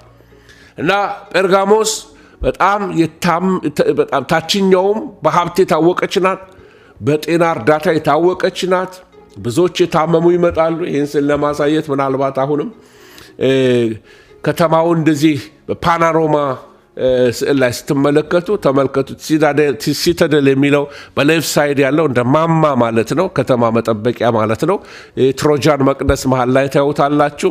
ከሱ በታች ስትመለከቱ የዳያነሲስ የሰካራሙ አምላክ መቅደስ ታያላችሁ። ከዛ ደግሞ የቲያትሩን ወይም የትዕይንት አደባባዩን ታያላችሁ። በስተቀኝ በኩል ደግሞ የምትመለከቱት የዙስን ቤተ መቅደስ ነው ማለት ነው። ተራራውን ለማሳየት ነው ይህን ስዕል የተጠቀሙት። ቀጥሎ ባለው ስዕል ላይ የምትመለከቱት ከዚህ በፊት አሳይቻችኋለሁ። ይሄኛው በዘመናዊ በአውቶካድ ወይም በተለያየ ኮምፒውተራይዝ በሆነ ነገር የሰሩት ጴርጋሞን ናት። እና በዚህ ከተማ የተሰሩ ሌሎች ነገሮች አሉ። ከሆስፒታል ሌላ ወይም ከሕክምና ሌላ ብራና የተሰራው እዚህ ከተማ ነው። ብራና የሚባለው ወይንም ደግሞ ፓርችመንት መጻፊያ የተሰራው በዚህ ነው። ቅድም እንዳልኳችሁ በብዙ በቤተ መጽሐፍ ትታወቃለች። ትልቅ ላይብረሪ ነበራት። ቅድም እንዳልኳችሁ ምንድነው ወደ 200,000 መጽሐፍቶች ነበሩባት። 200,000 መጽሐፍቶች ነበሩባት። በዚች ከተማ ውስጥ እንደተመለከትነው የሃይማኖት፣ የባህል፣ የትምህርት ማዕከል ናት። ዩኒቨርሲቲ ያለባት፣ በትልቅ ተቋም ቁጭ ብለው የሚፈላሰፉባት፣ የሚመራመሩባት፣ ሊትሬቸር ነበራቸው፣ ገጣሚዎች ነበሯቸው፣ ስነ ጽሁፎች ነበራቸው፣ ድራማዎች ነበራቸው። ሾው ያረጋሉ እየወጡ ማለት ነው፣ በአደባባይ ላይ ማለት ነው። የንግግር ችሎታ አርታኢ በቃ መናገር የሚችሉ አንደበተ ርቱዕ የሆኑ ሰዎች ፈላስፋዎች እየወጡ በአደባባይ ላይ ስለ ፍልስፍና፣ ስለ ህይወት ይናገራሉ። ስለ አምልኮ፣ ስለ ህይወት፣ ስለ ኑሮ፣ ስለ የተለያየ አይነት ፍልስፍናዎችን ለህዝቡ የሚናገሩበት ትልቅ የትዕይንት አደባባይ ነበራቸው። ልክ እንደ አቴንሶቹ ማለት ነው። አቴንስ ደግሞ ራሱን የቻለ በጣም ተለቅ ያለ ታሪክ ያለው ነው። አቲና ወይም በአቲና ስለዚህ የቄሳር አምልኮ አለበት፣ በዛ የሰይጣን ዙፋን አለበት ብዬ ነገርኳችሁ። ወደዛ ወደ ትምህርቱ እንገባለን። በዚህ መካከል ጌታ ምን ብሎ ይላቸዋል? ባለስለታም ሰይፍ ያለው ላነብላችሁ። ለዚች ከተማ አመጣጡ በጴርጋሞን ወዳለው ወደ ቤተ ክርስቲያን መልአክ እንዲህ ብለህ ጻፍ፣ በሁለት ወገን የተሳለ ስለታም ሰይፍ ያለው እንዲህ ይላል። በሁለት ወገን የተሳለ ስለታም ሰይፍ ያለው እንዲህ ይላል። ራሱን ኢየሱስ የገለጠው ምን እያለ ነው? ባለ ስለታም ሰይፍ ሲል በዛ ፕሮኮንሱል ወይንም ደግሞ የከተማው ገቨርነር ወይንም ደግሞ አገረ ገዢው ሁል ጊዜ ከእጁ የማይለየው ሰይፍ አለ። ያ ሰይፉን እንደዚህ ዘርግቶ ወደ ታች ካወረደው የሰው አንገል መቆረጥ ይችላል። የጴርጋመም ኢንፍሉዌንስ በመላው ኤዥያ ላይ እንደ ቫይብሬሽን ነበር የሚያልፈው። እዛ የተደረገ ውሳኔ እስከ ታች ኤዥያ ድረስ ሁሉን አፌክት ያደርገዋል። ስለዚህ በሰይፍ መወሰን ይችላል የሚባል አባባል ነበራቸው። ሄቪ ሰይፍ አለው ይባላል። ስለዚህ ሰይፉን ወደ ታች ሰይፉን ወደ ላይ ካደረገ ይሄ ሰውዬ ውሳኔ መስጠት ይችላል። ብቻውን መላ ኤዥያን አፌክት የሚያደርግ ዲሲሽን ማድረግ ይችላል። ብቸኛ ባለስልጣን ነው። ስለሱ ሲወራም ባለስልጣን ሰይፍ ያለው እኮ እሱ ነው ይባላል። አገረ ገዢው ፕሮኮንሱሉ ማለት ነው ጌታ ኢየሱስ ክርስቶስ። ስለዚህ ስለ ሮማው አስተዳዳሪ ያውቃል። ከዚህ በፊት እንዳልኳችሁ ትላንትና እንደተመለከትነው ስለ ክራውኑ ያውቃል። የከተማይቷ ስም የሰምርኔስ ክራውን ነው አርማቸው። እኔ ክራውን እሰጥሃለሁ ወይም አክሊል እሰጥሃለሁ፣ ስቴፋነስ እሰጥሃለሁኝ ያለው ይላቸዋል። ምክንያቱም ያንን ስቴፋነስ በከተማ ውስጥ ያረጉታል፣ በውድድር ቦታ ያረጉታል፣ የአገሪቱ ባለስልጣን ያደርገዋል፣ የወረዳው አስተዳዳሪ ወይም የከተማው አስተዳዳሪዎች በተለያዩ ኦኬዥን ላይ ያደርጉታል። እነዚህ ክርስቲያኖች ግን ክራውን የሚያደርጉበት ምንም እድል የላቸው። ማንም አይጋብዛቸውም። ስፖርት ተወዳድረው አያሸንፉም። አገረ ገዢም አይደሉም። ጌታ ግን ምን ይላቸዋል? እኔ ለእናንተ ክራውን እሰጣቸዋለሁ፣ አክሊል እሰጣቸዋለሁ፣ በላያቸው ላይ ክብር እሰጣቸዋለሁ አላቸው። በዚህም ከተማ ላይ የምትመለከቱት በጴርጋሞን ከተማ ላይ ባለ ስለታም ሰይፍ ያለው ሲል ይሄ ፕሮኮንሱል ወይም ገቨርነሩ በእጁ ይዞ በዚህ የሚበይንበት በቃ በትረ መንግስቱ በሉት ሰይፍ ነው። በሁለት በኩል የተሳለ ሰይፍ ነው። ኢየሱስ ይመጣና የሚናገረው ነገር ምንድነው? ሁለት አፍ ሰይፍ ያለው እንደ ይላል። ሃሌሉያ! ኢየሱስ የሚላቸውን ማለት ነው። እኔ ነኝ፣ ከእኔ ውስጥ ነው ሁለት አፍ ያለው ሰይፍ ያለው። ስለ ቃሉ ነው የሚናገረው። መፍረድ የምችል የማኖር፣ የምገዛ፣ በፈልግ የምገድል፣ የማኖር እኔ ባለስልጣን ነኝ ብሎ እንደ ከፕሮኮንስሉ በላይ እንደሆነ አድርጎ ይነግራቸዋል። እሱ ነውና ክብር ለእግዚአብሔር ይሁን። ስለዚህ የመጨረሻ ስልጣኑ የፕሮኮንስሉ ወይንም ደግሞ የገቨርነሩ የሚገለጠው በሰይፍ ነበር። ስለዚህ ኢየሱስ ክርስቶስ ስልጣኑን ሊያሳይ ባለስለታም ሰይፍ ያለው እንዲህ ይላል። አሁን ይህን ሲሰሙ በደንብ ያውቃሉ። ምን አለ ኢየሱስ? ባለስለታም ሰይፍ ያለው ዳኛ፣ ፈራጅ፣ አለቃ እሱ እንደሆነ ሊነግራቸው መጣ። ለጴርጋሞን ቤተ ክርስቲያን በኃይል ነው የመጣው። ሁለት ሰይፍ ያለው አለቃው፣ ባለስልጣኑ፣ አስተዳዳሪው፣ በሱ ቃል ነገር የሚጸና፣ በሱ ቃል ነገር የሚፈርስ፣ ሁሉን የሚችለው አለቃው እሱ እንደዚህ ይላል። ይህን ሲሰሙ እርግጠኛ ነኝ ብዙዎቹ ከያሉበት ብድግ ያሉ የተንበረከኩ ይሆናል። ያስደነግጣቸዋል። ምክንያቱም አገረ ገዢው በዚህ ነው የሚታወቀው። ባለስልጣን ሰይፍ ተብሎ ነው የሚታወቀው። የእኛ ጌታ ነው ባለስልጣን ሰይፍ፣ የእኛ ጌታ ነው ከሁሉ በላይ፣ የእኛ ኢየሱስ ነው ባለስልጣን ሳይሉ አይቀርም። ክብር ለእግዚአብሔር ይሁን። ሃሌሉያ። ስለዚህ በዚህ ስልጣን ይታወቃቸዋል። ሰይፍ ብሎ የሚጠራው የቃሉን ስልጣን ነው። መጽሐፍ ቅዱስ ሲናገር ምን ይላል? የእግዚአብሔር ቃል ይላል አይደለም? ዕብራውያን ምዕራፍ 4 ቁጥር 12 ላይ ይህም በቃላችሁ ታውቁታላችሁ ብዬ አስባለሁ።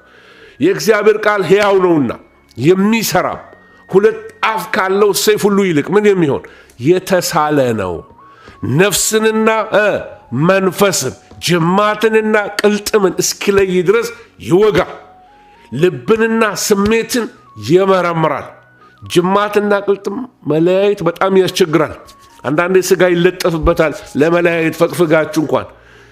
ልክ እንደዛ ሐሳብና ስሜት ይያያሳሉ፣ በጣም ይጣበቃሉ። ቃሉ ግን በሁለቱ መካከል መግባት ይችላል። ሐሳብን ከስሜት መለየት ይችላል፣ ስጋን ከቅልጥም መለየት ይችላል። ለዚህ እግዚአብሔር ቃል ፔኔትሬት አድርጎ የማይገባበት ስፍራ የለም። ውስጥ ገብቶ በአጥንት ጉርጆች ውስጥ ያለውን የሰውን ስሜት መመርመር ይችላል።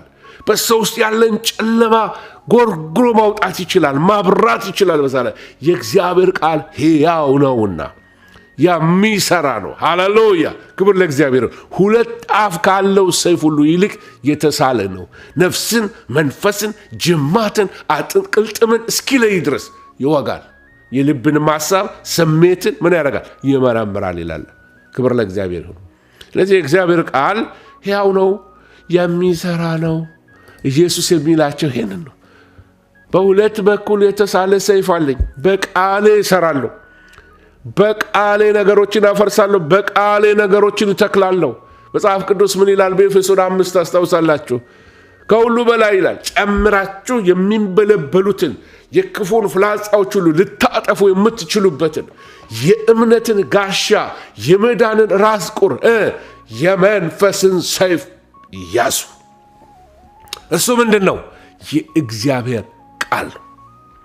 የመንፈስን ሰይፍ ያዙ፣ እርሱም የእግዚአብሔር ቃል ነው። ደግመዋለሁ፣ የመንፈስን ሰይፍ ያዙ፣ እሱም የእግዚአብሔር ቃል ነው። በሱ መውጋት፣ በሱ መንቀል፣ በሱ ጠላትን ማባረር፣ በሱ ነገሮችን ኦቶሪቲ በትረ መንግስትህ የእግዚአብሔር ቃል ነው። በዚህ ቃል ነው ጠላትን የምታባረረው።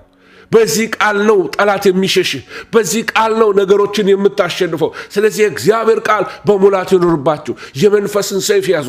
መንፈስ ተጠቅሞ የሚወጋው የጠላትን ስራ ቃሉን ተጠቅሞ ነው። መንፈስ ከቃሉ ጋር አብሮ የሚሰራበት ነው። የመንፈስ ሰይፍ ነው። መንፈስ የሚጠቀምበት ዕቃ ቃሉ ነው። የእግዚአብሔር ቃል መንፈስ ይጠቀምበታል። ስለዚህ የእግዚአብሔር መንፈስ አልፎ እንዲሰራ ከፈለጋችሁ ቃል ይኖራችሁ። የሚንበለበሉትን ፍላጻዎች ማፍረስ ከፈለጋችሁ ይሄ ኦፌንሲቭ የሆነውን የጠላትን ስራ ሄዳችሁ መምታት የምትችሉበት በዘመኑ መጨረሻ በዚህ በጴርጋሞን ያለ በሰይጣን ዙፋን ባለበት ከተማ ለሚኖሩ ሰዎች በጣም ኢምፖርታንት የሆነ ነገር የቃል ሰይፍ ነው። አጋንንቶችን ማንቀጥቀጥ ከፈለጋችሁ በየመንደሩ ሲያቃዣቸው፣ ዳነስ ሲያቃዣቸው፣ ዙስ ሲያቃዣቸው፣ ድሜትር ስታቃዣቸው፣ አቲና ስታቃዣቸው፣ በሚያድሩበት በሚጨነቁበት የአባትናት ሃይማኖታቸው ውቃቢ ሲያጫዋቸው ሲያደር መድረስ የምትችለው መውጋት የምትችለው አየሩን የተቆጣጠረውን አውሬ የምትመታበት ወገኖች ስፒሪቹዋሊ እንደ ፔርጋመም በአጋንን ኢንፌስትድ የሆነ ሀገር የለም። ፔርጋመን አጋንንት የሞላበት ሀገር ነው።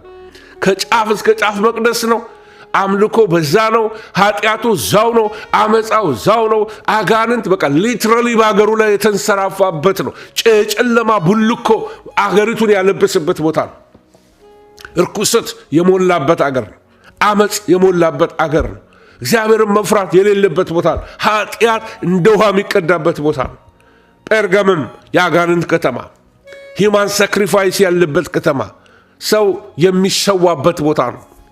ምናልባት ሰኞ ስትመጡ ነግራችኋለሁ ስለ ሂውማን ሳክሪፋይስ።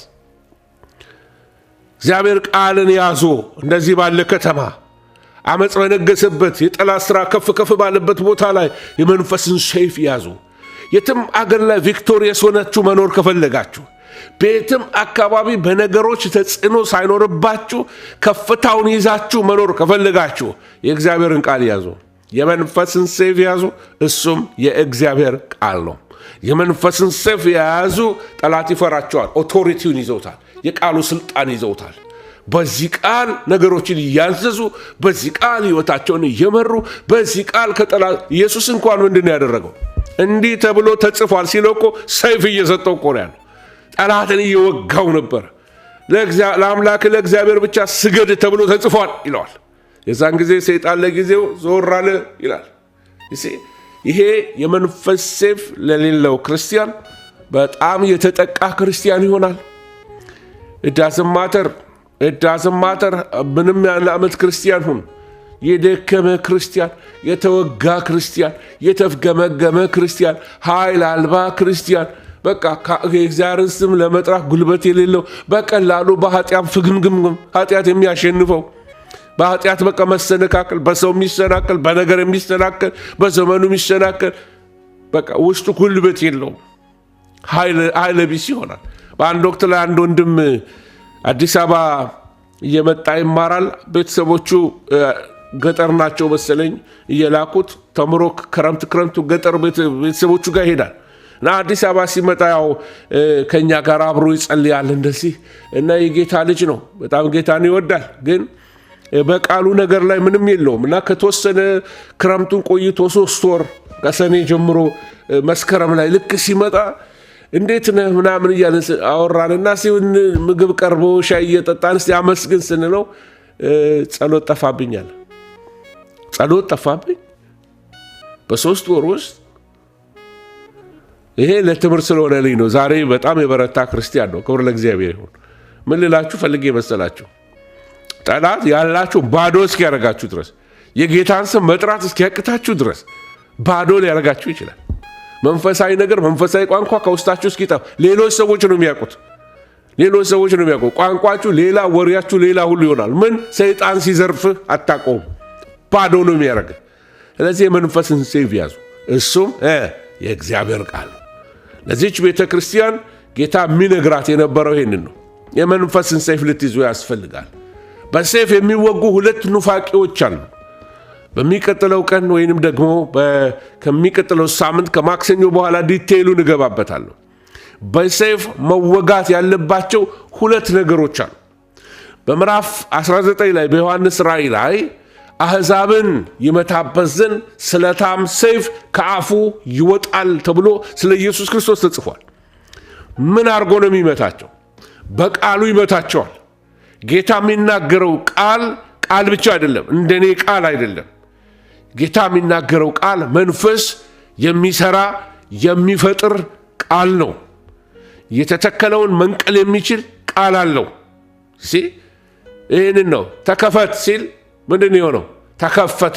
ጆሮ ተከፈተ፣ መላሱ ተናገረ ይላል መጽሐፍ ቅዱስ። ተነስ ሲል አልዓዛር ተነሳ። ቃል ብቻ አይደለም የሚናገረው ኢየሱስ፣ መንፈስ። ሰማይና ምድር የሚተባበረው ቃል ነው ያለው። መላእክት የሚተባበሩት ቃል ነው ያለው። የኔ ቃል የሰው ቃል ነው፣ የእሱ ቃል የእግዚአብሔር ቃል ነው። እኔ አምላክ አይደለሁም፣ የራሴን ጉንፋን የማልፈውስ። እንዴት አድርጎ ነው ሰው በራሱ ቃል ዓለሙን ይለውጣል የሚባለውና የሚፎከረው? ኢየሱስ ጌታ ነው። እሱ ብቻውን አምላክ ነው። እሱ ብቻውን ጌታ ነው። አንዳንዶች በዕድሜ ብቻ ነው ኢየሱስ የሚበልጠን ይላሉ እንጂ ልጅነቱ እኩል ነው። እኔም እሱም እኩል ነን ከአብ ጋር። ለአብ እኩል ነው። እኔን የሚወደኝ ወልድንም የሚወደው እኩል ነው። በመለኮትነትም እንደሱ ነን ወደሚል ይሄ እንድምታ፣ ይሄ ሰዋዊ ትምህርት፣ ይሄ ኖስሳዊ ትምህርት፣ ኒው ኤጅ ስፒሪት። ወገኖች ሆይ የኔ ቃል የሰው ቃል ነው። መንፈስ ቅዱስ ሲተባበረው ብቻ ነው ቃል የሚጸነው። በእግዚአብሔር መንፈስ ኮንትሮል ሆኜ መንፈስ ቅዱስ ፈቃዱን በሕይወቴ ሊፈጽም ሲል በቃል የተናገርኩት ቃሌን ያጸነዋል እንጂ እኔ አምላክ አይደለሁም። ይሄ ዝም ብሎ የተጠናበረ ቃል ሁሉ በቃ እንደ አምላክ የሚጸናልኝ አይደለሁም። ኖ የሚባል ነገር የለም። ዶንት ቢ ዲሲቭድ። በእግዚአብሔር ቃል በሙላት ይኖርባችሁ ወገኖች ሆይ። ስለዚህ ይሄ የበለዓም የመጀመሪያው መወጋት ያለበት ትምህርት የበለዓም ትምህርት ነው። ሁለተኛ መወጋት ያለበት ትምህርት የኒቆላውያን ትምህርት ነው። ስለዚህ እኔም ከጌታዬ ጋር አተባበራለሁ። በዚህ ዘመን መጨረሻ ላይ ቤተ ክርስቲያንን ሊያደክሙ የወጡ እነዚህ ሁለቱ ትምህርቶች አሉ፣ አሁንም አሉ። የበለዓም ትምህርት አሁንም ወጥቷል። የኒቆላውያን ትምህርት አሁንም ወጥቷል። በእነዚህ ትምህርቶች ላይ ነካክቸዋለሁ ከዚህ በፊት። እንደገና በሚቀጥለው ሳምንት በደንብ ሽት አድርገን እንማረዋለን። የበለዓም ትምህርት እንዴት አድርጎ ኢንፈልትሬት እንዳደረገ ቤተ ክርስቲያንን፣ እንዴት አድርጎ እስራኤልን ኢንፈልትሬት አድርጎ ኃጢአት ወደ እስራኤል ሰፈር አስገብቶ እንደገና እግዚአብሔር ቁጣ በእስራኤል ላይ እንዲመጣ ያደረገ የበለዓም ትምህርት።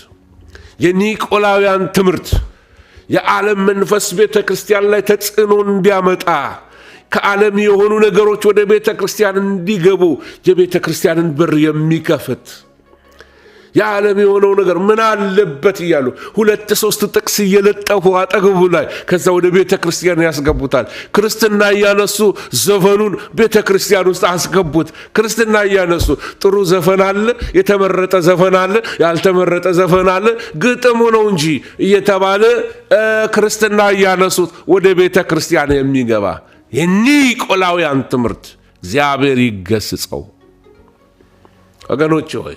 እንዲህ አይነት ከንቱ ትምህርቶች አሉ። ቤተ ክርስቲያንን ኢንፈልትሬት ያደረጉ ዲማኒክ የሆኑ ሴታኒክ የሆኑ ትምህርቶች በምድር ላይ ወጥተዋል ወገኖች ሆይ።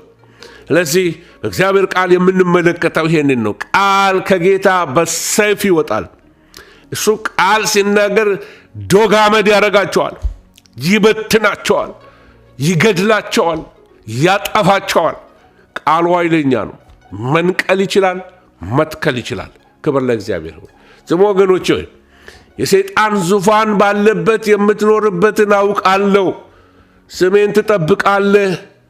ሰይጣን በሚኖርበት በእናንተ ዘንድ የተገደለው የታመነው ምስክሬ አንጢጳስ በነበረበት ዘመን እንኳን ሃይማኖቴን አልካድክም። ዛሬ በዚህ ቁጥር ዙሪያ ተናግሬ ጨርሳለሁ፣ ሰዓቴም እየሄደ ስለሆነ ወገኖች ሆይ ይሄ የሰይጣን ዙፋን ባለበት የምትኖርበት የተባለው ጴርጋሞን የሰይጣን ዙፋኑ አምልኮ፣ አጋንንታዊ እንቅስቃሴ፣ ኃይለኛ ዲሞኒክ ኢንፍሉዌንስ ያለበት አገር፣ በዛ ከተማ ትኖራለህ። አቤት የእግዚአብሔር ጸጋ! አቤት በዛ አመፀኛ አገር፣ በዛ ባዕድ አምልኮ፣ በዛ ክርስትና በሚጠላበት፣ በዛ ክርስቲያን በሚጠላበት፣ ወንጌል በተገፋበት አገር ትኖራለህ። አቤት ጸጋው! ክብር ለእግዚአብሔር ይሁን። እንደውም እኮ በእናንተ ዘንድ የነበረው የተገደለው የታመነው ምስክሬ አንጢጳስ የእግዚአብሔር ሰው በዛ እሱ በነበረበት ዘመን እንኳን ሃይማኖቴን አልካድክም። ጥሩ ታሪክ ያለ ሰው እኮ ነበርክ። መንፈሳዊ ሰው እኮ ነበርክ። ትጸልይ እኮ ነበረ። ኃጢአትን ትጸየፍ እኮ ነበረ። ብርቱ ክርስቲያን ነበርክ እኮ። በአስቸጋሪ ዘመን እኮ የጸና ክርስቲያን ነበርክ እኮ። ዛሬ የት ነው ያለው ብራዘር? ስንት አስጨናቂ መንገዶች አልፈ መተ ዘመኑ ሊደመደም ሲል ከእግዚአብሔር ቤት የጠፋ የሰይጣን ዙፋን ባለበት ዙፋን ትኖርበት ነበረ። በብዙ መከራ ውስጥ አልፋል። በብዙ ጉስቁልና ውስጥ አልፋል። ስለ ወንጌል ዋጋ ከፍላል። ስሙን ጠብቀ ኖረ። ከመስመር ወጥቼ ነው የምናገረው። ሰሞኑን ስለ ባክስላይደሮች እናገራለሁ።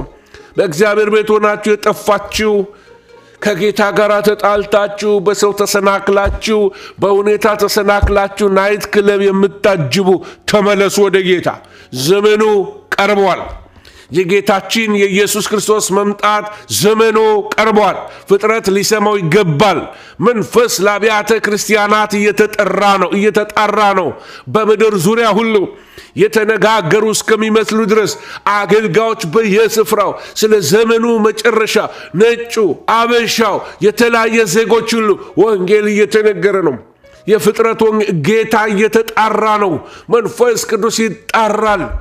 በየናይት ክለቡ የተሰገሰገ በየተለያየ አይነት የአመፅ ሰፈሮች የተሰበሰብ በየሺሻ ቤቱ ያለ በየዳንኪራ ቤቱ የገባ ናውጣ ወደ ጌታ ተመለስ።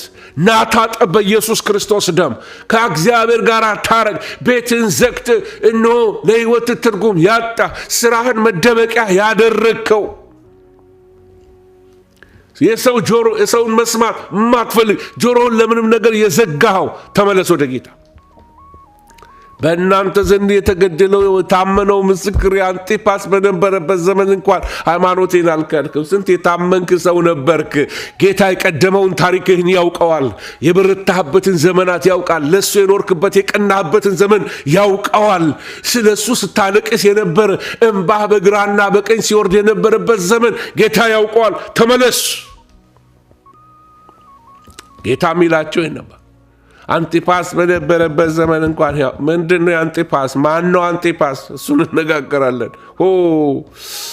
እኛም ዋጋ ከፈልን እንላለን። የሰይጣን ዙፋን ባለበት ብሎ ሲናገር ምን ማለቱ እንደሆነ ልናገርና ሰቨራይዝ አድርግ። ይኸውና ስዕሉን አስታውሱት። ይሄ ነው የሰይጣን ዙፋን ተብሎ የተጠራበት አንዱ። በዚህ ላይ በወርቅ የተለበጠ ነበር። ይሄ ቆፍረው ሲያወጡት ወርቁ ወዴት እንደሄደ ባይታወቅም እምነበረዱ ግን ይታያል። ይሄ ነው ፀሐይ ሲያርፍበት ከተማይቱ ሁሉ ላይ በቃ ሪፍሌክት የሚያደርግ የነበረው። ከዚህ ላይ ነበር ጭስ የሚወጣው ወደ ሰማይ።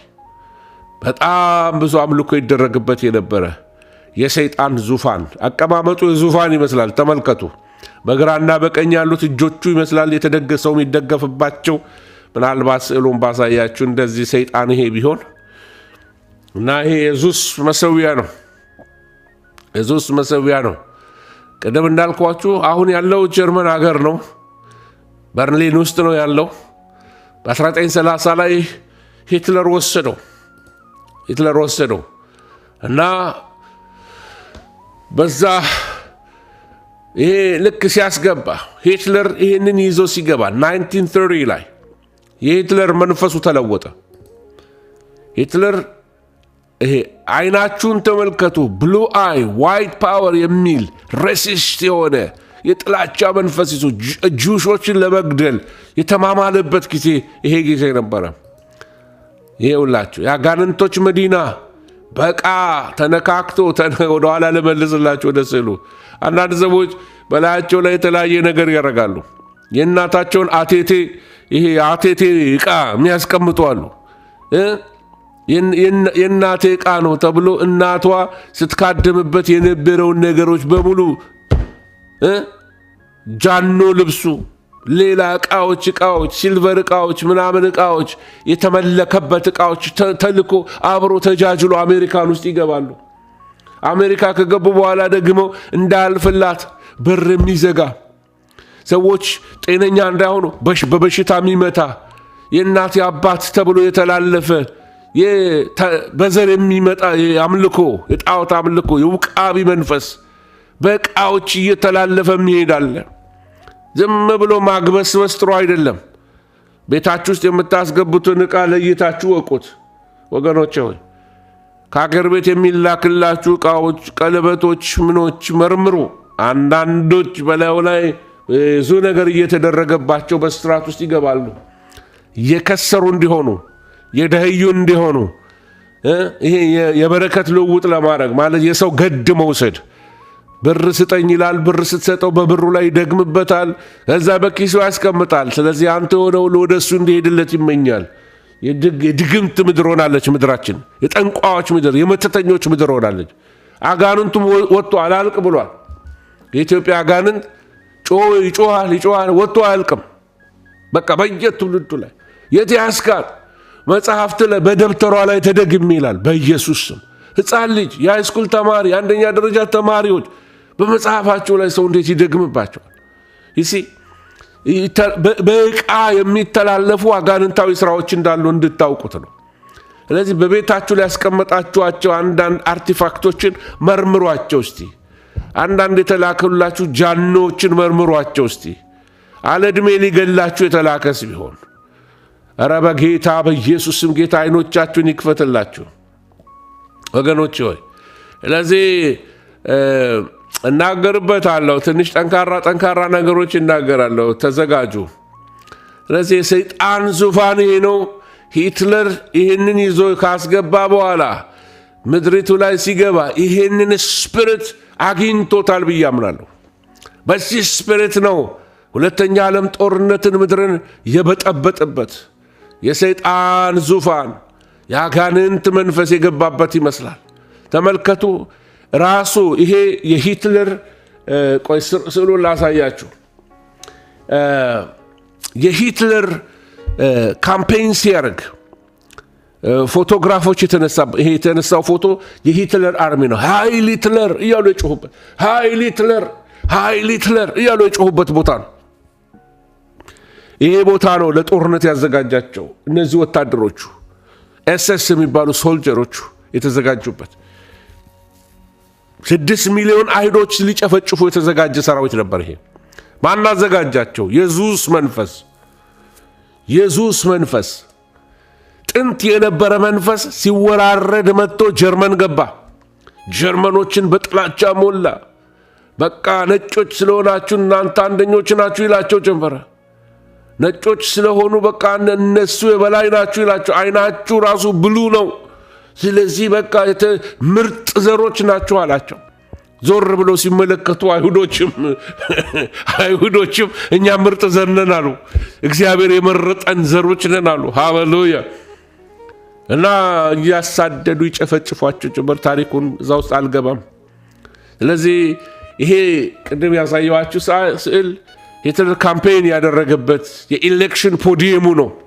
እና ይህንን ከዚህ በፊት ሌላም ቦታ አየሁት። ሴም ፖዲየም ሴም ስታይል የት ሰፈር የት እንዳየሁት ላሳያችሁ።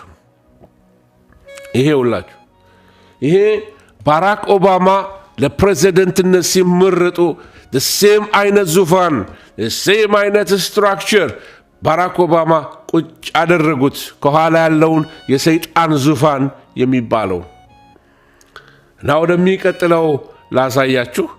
እና ያ ብቻ አይደለም። ሂትለር በተነሳበት ዘመን ላይ የሆነች አርማ ነበረችው። ኤስኤስ አርማ። በቀኝ በኩል የምትመለከቱት የሂትለር ነው። በግራ በኩል የምትመለከቱት ተመልከቱ፣ 2 እባቦች ተጠላልፈው ክንፍ ያለው የማን ኤስክለፒየስ የዴሞክራቲክ ፓርቲ ኤምብለማቸው ይሄ ነበር። ባራክ ኦባማ ወደ ዙፋን ላይ ሲወጡ ወይንም ደግሞ ካምፔይን ሲያደርጉ ተመልከቱት። አያችሁ። ስለዚህ ይሄንን ሁሉ ሰይጣናዊ ኮንስፓይረሲ አጋንንታዊ የሆነ ተመልከቱ። ይሄ ዙፋኑ ይሆንና ምናልባት ይሁላችሁ እንድታወዳድሩት። ይሄ ባራክ ኦባማ ነው። ይሄ ደግሞ የጴርጋመም የሰይጣን ዙፋን የተባለው ነው። ባራክ ኦባማ ጴርጋመም፣ ባራክ ኦባማ ጴርጋመም። አያችሁት? ዲሞክራቲክ ፕራይመሪ የሚባለው የመጨረሻ ተመርጠው ከፓርቲያቸው ወደ ለፕሬዝዳንትነት የሚወዳደሩበት ማለት ነው። ኦኬ፣ ጌታ ስም ብሩክ ይሁን። ይሄ የምትመለከቱት ቀጥሎ ያለው ስላይድ ይሄ ኤስክለፒየስ ይሄ ነው። ምናልባት ጭንቅላቱ ትንሽ የተቆረጠ ይመስላል ስዕሉ ላይ፣ ግን ኤስክለፒየስ የተደገፈውን ቅድም አሳይቻችኋለሁ እንድታስታውሱት ነው። እና የሰይጣን ዙፋን ያለበት የተባለው አሁን ያሳየዋችሁ ኤስክለፒየስ ወይም ደግሞ የዚህ የእባቡ አርማ ያለበት የዙስ አርማ በዙሪያ ብዙ አማልክቶች ዙሪያው ላይ ያሉበት ያ ዙፋን ባለበት ጀርመኖች አስገቡ። ጣጣው መጣ። ከዛ አሜሪካኖች ጋር ያሳየዋችሁ አርማቸው እንዴት እየተወራረሰ እየመጣ እንዳለ ተመልከቱ። ስለዚህ በየዘመኑ መናፍስቶች አይሞቱም። በነገራችን ላይ መናፍስቶች አይሞቱም። በቃ ዘመን ያልፍባ። አሁን የኮሙኒስት መንፈስ ይመታል። ሲመታ ይጠረግና ይሄዳል። ግን በሌላ ነገር ላይ ኦፕሬት ያደርጋል። የባቢሎን መንፈስ ድሮም ነበረ፣ አሁንም አለ። የባቢሎን ስፒሪት በየዘመኑ ሪሳይክል የሚያደርጉ ስፒሪቶች አሉ። በየቦታው ላይ ይጭራሉ። በየቦታው ጠፋ ስትሉት እንደገና ሬዘረክት ያደርጋሉ።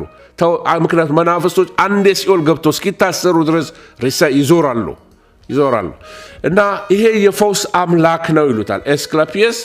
እና በጴርጋሞን ትልቅ የጤና ማዕከል አለ። አምልኮ ነው።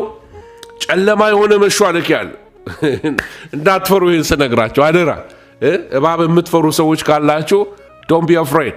በእናንተ ያለው በዓለም ካለው ይበልጣል። እሺ ጨለማ የሆነ መሿለኪያ አለ እና እንደ ታናል ውስጥ በታላን ውስጥ በእያንዳንዱ ኮለም ላይ ሰዎች በተወሰነ ፊታቸው የማይታይ ድምፃቸው ብቻ እንዲሰማ ተደርጎ በጨለማው ሰዎች እንዲያልፉ ያደርጓቸዋል። እና እነዚህ የታመሙ ሰዎች ሲገቡ የሚናገሩት የለሆሳስ ድምፅ አለ፣ የውሃ የሚፈስ የውሃ ድምፅ አለ፣ የፏፏቴ የሚመስል ሸዋ የሚል ድምፅ ይሰማል። እንደ ሰመመን ሰዎቹ ላይ እንዲመጣ ሂፕኖታይዝ የሚያደርጓቸው ይመስላሉ። ከዛ ደግሞ ካህናቶች አሉ፣ የኤስክላፒየስ ካህናቶች በእያንዳንዱ ኮለም ዳር ይቆሙና ምን ይላሉ?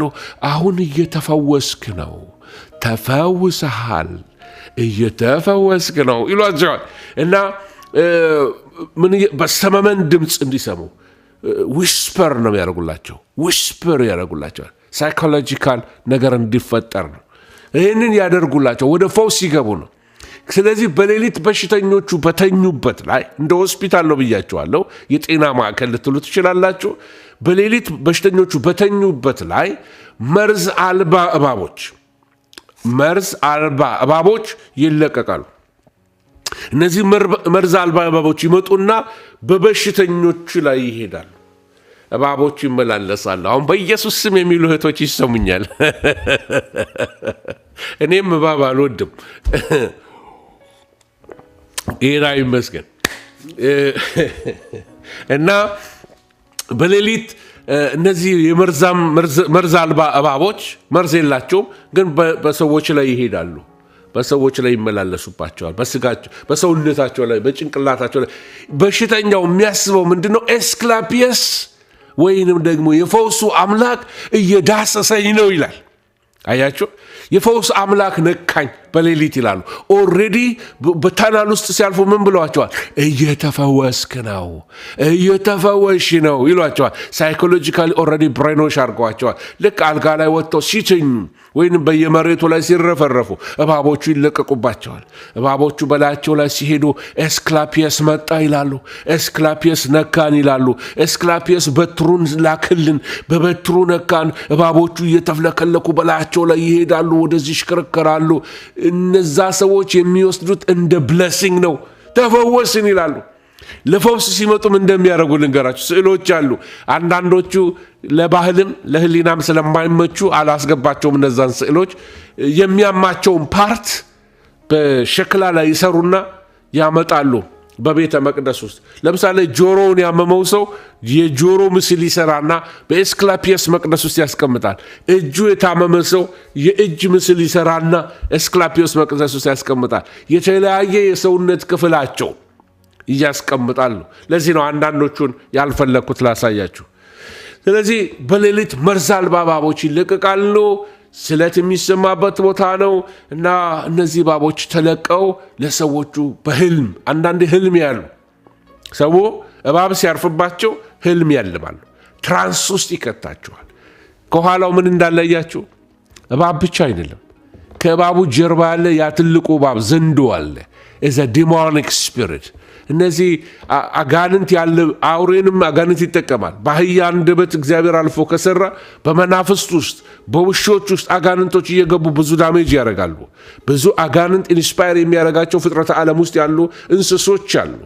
ስለዚህ መናፍስቶች ማደሪያ ነው የሚፈልጉት፣ ሰው የሚጠቀሙበት ማለት ነው።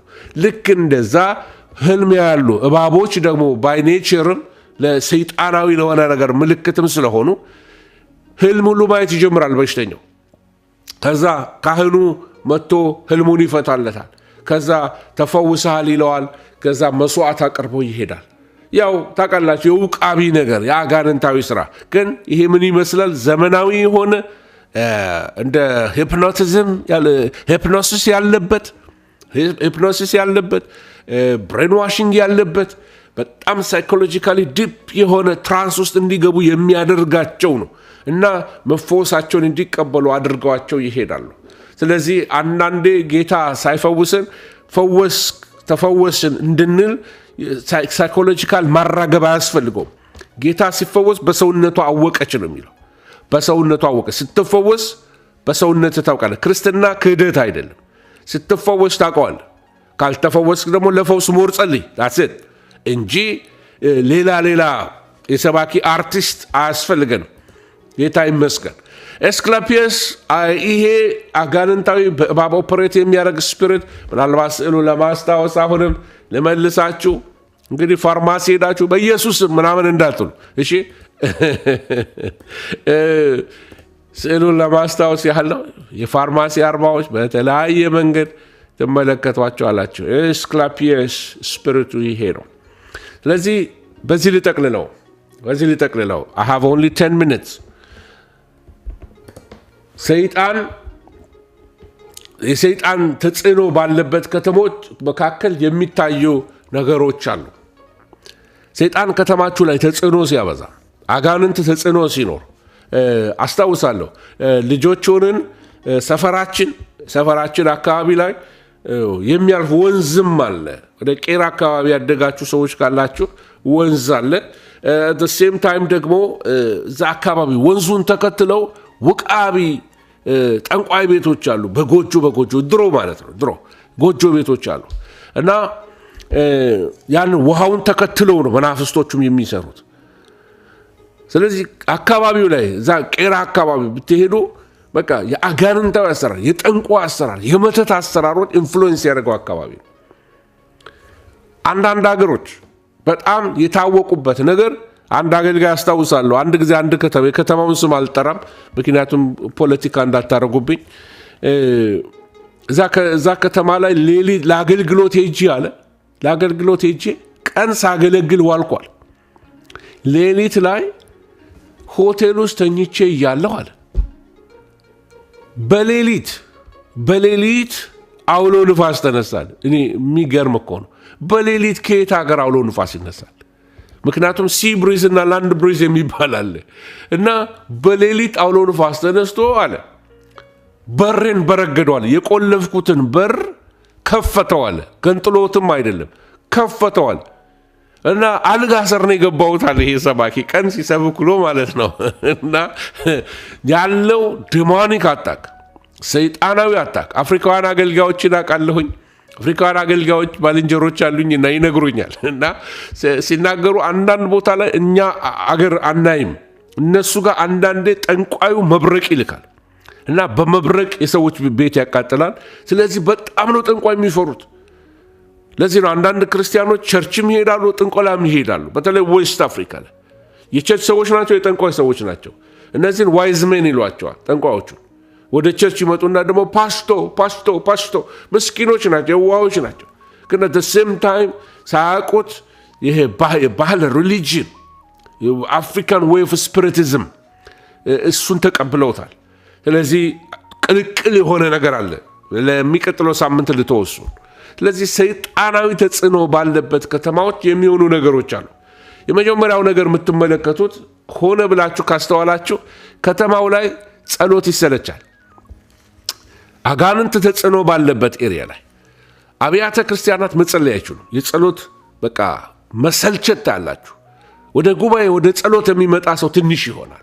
ምክንያቱም በጣም ኃይለኛ ሬዚስታል ያደርገዋል። እንደ ንፋስ ሰዎች እንዳይጸልዩ ዲስትራክት የሚያደርግ ስፒሪት አለ። የጸሎት መሰልቸት ያላችሁ ጉባኤያችሁን የጸሎት መሰልቸት አታክ ሲያደርገው ካያችሁ ይሄ የሰይጣን ተጽዕኖ በከተማችሁ ላይ አለ ማለት ነው።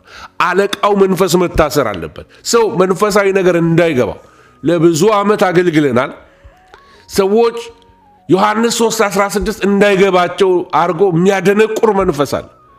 መንፈሱ ሲመታ ሰዎች የሆነ ሰዓት ላይ መንፈሳዊ ነገር ይበራላቸዋል። ይሄ ሁሉ ዘመኔ የተቃጠለ ይላሉ። በትክክል ጌታ ሳላቀው ይላሉ። እሺ ጥሩ ሰባኪ ማመላለሳችን አይደለም። ከተማው ላይ ያለ አውሬ በኢየሱስ ስም መመታት አለበት። ጸሎት እንዲሰለች የሚያደርግ ሰዎች መንፈሳዊ ነገር እንዳይረዱ የሚያደርግ አእምሮ ብሎክ የሚያደርግ አንድ ዶክተር አስታውሳለሁ የዛሬ 30 ዓመት አካባቢ በአንድ ከተማ ላይ ጸልያለሁ። እየጸለይኩ እያለ በቃ እግዚአብሔር ብርሃን ነው፣ ጨለማም አላሸንፈውም። በመጀመሪያ እግዚአብሔር ብርሃን ይብራ አለ። ኢየሱስ ብርሃን ነው እያልኩ ስናገር መንፈሱ አለ እና ያስጨዋት ነገር ምንድነው? ጠዋት መጽሐፍ ቅዱስን ስታነብ ይሄን አሁን አንተ ያልካትን ነገር ሸፍኜባት ነበር፣ ገለጥክባት አለ። አሁንም ገልጣለሁ በኢየሱስ ስም። ቃሉ ሲገለጥ አጋንንቶች አይወዱም። አይናችሁን የሚያሳውር መንፈስ በጌታ በኢየሱስም ካንተ ላይ ይነሳ። አይን ይብራ ለእግዚአብሔር ቃል በጌታ በኢየሱስም። ቅርፊት ከላይ ላይ ይውደቅልህ። ኢየሱስ ክርስቶስ ጌታ ነው። ስለዚህ ከቃሉ ሰዎች እንዲርቁ ያደርጋቸዋል። ቃሉን እንዲሸፍናቸው ያደርጋቸዋል። ጸሎት እንዲሰለቹ ያደርጋሉ። ይሰለቻቸዋል። ጸሎት ሲባል ሊያዛጋቸው ይጀምራል። ስልችችችችችት ይላቸዋል። ጸሎት ስብሰባ መሄድ አይፈልጉም። ዲመን አጋንንት ነው። አይፈልገው። የሚጸልዩ ሰዎች አይወድም ሰይጣን። የሚንበረከኩ ሰዎች አይወድም። እግዚአብሔርን ስም የሚጠሩ ሰዎች አይወድም። ቃሉን የሚያነቡ ሰዎች አይፈልግም። ዛሬ እኔና እናንተ ጊዜ ወስዳችሁ ይህን ጆሮአችሁን ስትሰሙ አይፈልግም። ባይ ኦል ሚንስ ሰይጣን ቢያቆመው ደስታው ነው። ግን የሚጠብቀን አይተኛም፣ አያንቀላፋም። በእኛ ያለው በዓለም ካለው ይበልጣል። የሚጠራን የታመነ ነው፣ እርሱም ያደርገዋል። እረኛችን አባታችን እግዚአብሔር ነው። ኢየሱስ ጌታ ነው። ሃሌሉያ። ሌላው ደግሞ ሰይጣን ተጽዕኖ ባረገባት ቤተ ክርስቲያን ላይ ከተማ ላይ የምትመለከቱ ቅዱሳን እንዳይቀራረቡ፣ ቅዱሳን እንዳይዋደዱ፣ ቅዱሳን ህብረት እንዳይኖራቸው፣ ቅዱሳን እንዲፈራሩ፣ ፌሎሺፕ እንዳይኖር ዲሊብሬትሊ ቤተ ክርስቲያንን አታክ ያረጋታል። አጋንንታዊ ተጽዕኖ ነው። ወንድም ወንድሙን እንዳይወድ የሚያደርግ፣ ወንድም ከወንድሙ እንዳይቀራረብ የሚያደርግ፣ ቤተሰብ የሚያጣላ፣ ባለትዳሮችን የሚያጣራ፣ ልጆችን አታክ የሚያደርግ ኢስ ዲማኒክ ስፒሪት። ስለዚህ ከተማውም ላይ ያለውን አውሬ ማሰር አለብን። እግዚአብሔር ስም የተባረከ ይሁን። በከተማ ላይ ጠብና ክርክር፣ አድማ፣ ረብሻ እንዲነሳ የሚያደርጉ አጋንንታዊ ተጽዕኖ ነው በከተማ ላይ። በመንፈሳዊ ሰዎች እንዳያድጉ ቅድም እንዳልኳችሁ የሚያደነቁር መንፈስ ብሎክ የሚያደርግ እግዚአብሔር እውነት ፔኔትሬት አድርጎ እንዳይገባ የሚከላከል ዲስትራክቲንግ ስፒሪት አለ። መንፈሳዊ መፍዘዝ የሚያደርግባቸው ማነው? አንድ ሰባኪ ሲናገር መፍዙዝ ይላል። መፍዙዝ ነው። መፍዙዝ እንደዛ ሲል ሰምቼዋለሁ። መንፈሳዊ መፍዙዝ የሚያደርግ ሰው ፈዛዛ እንዲሆን፣ ንቅት ያለ ክርስቲያን እንዳይሆን፣ የታጠቀ ክርስቲያን እንዳይሆን የሚያፈዝዝ ይሄ ሰይጣናዊ ተጽዕኖ ያለበት ከተማ አንዱ ምልክት ነው። ሰዎች በኃጢአት ታስረው ከኃጢአት እንዳይወጡ የሚያደርግ በሰይጣናዊ ተጽዕኖ ስር ያለ ከተማ ምልክት ነው። ወገኖች ሆይ ብዙ ልላችሁ ፈልጋለሁ፣ ነገር ግን ጊዜ የለኝም። እግዚአብሔርን አመሰግናለሁ።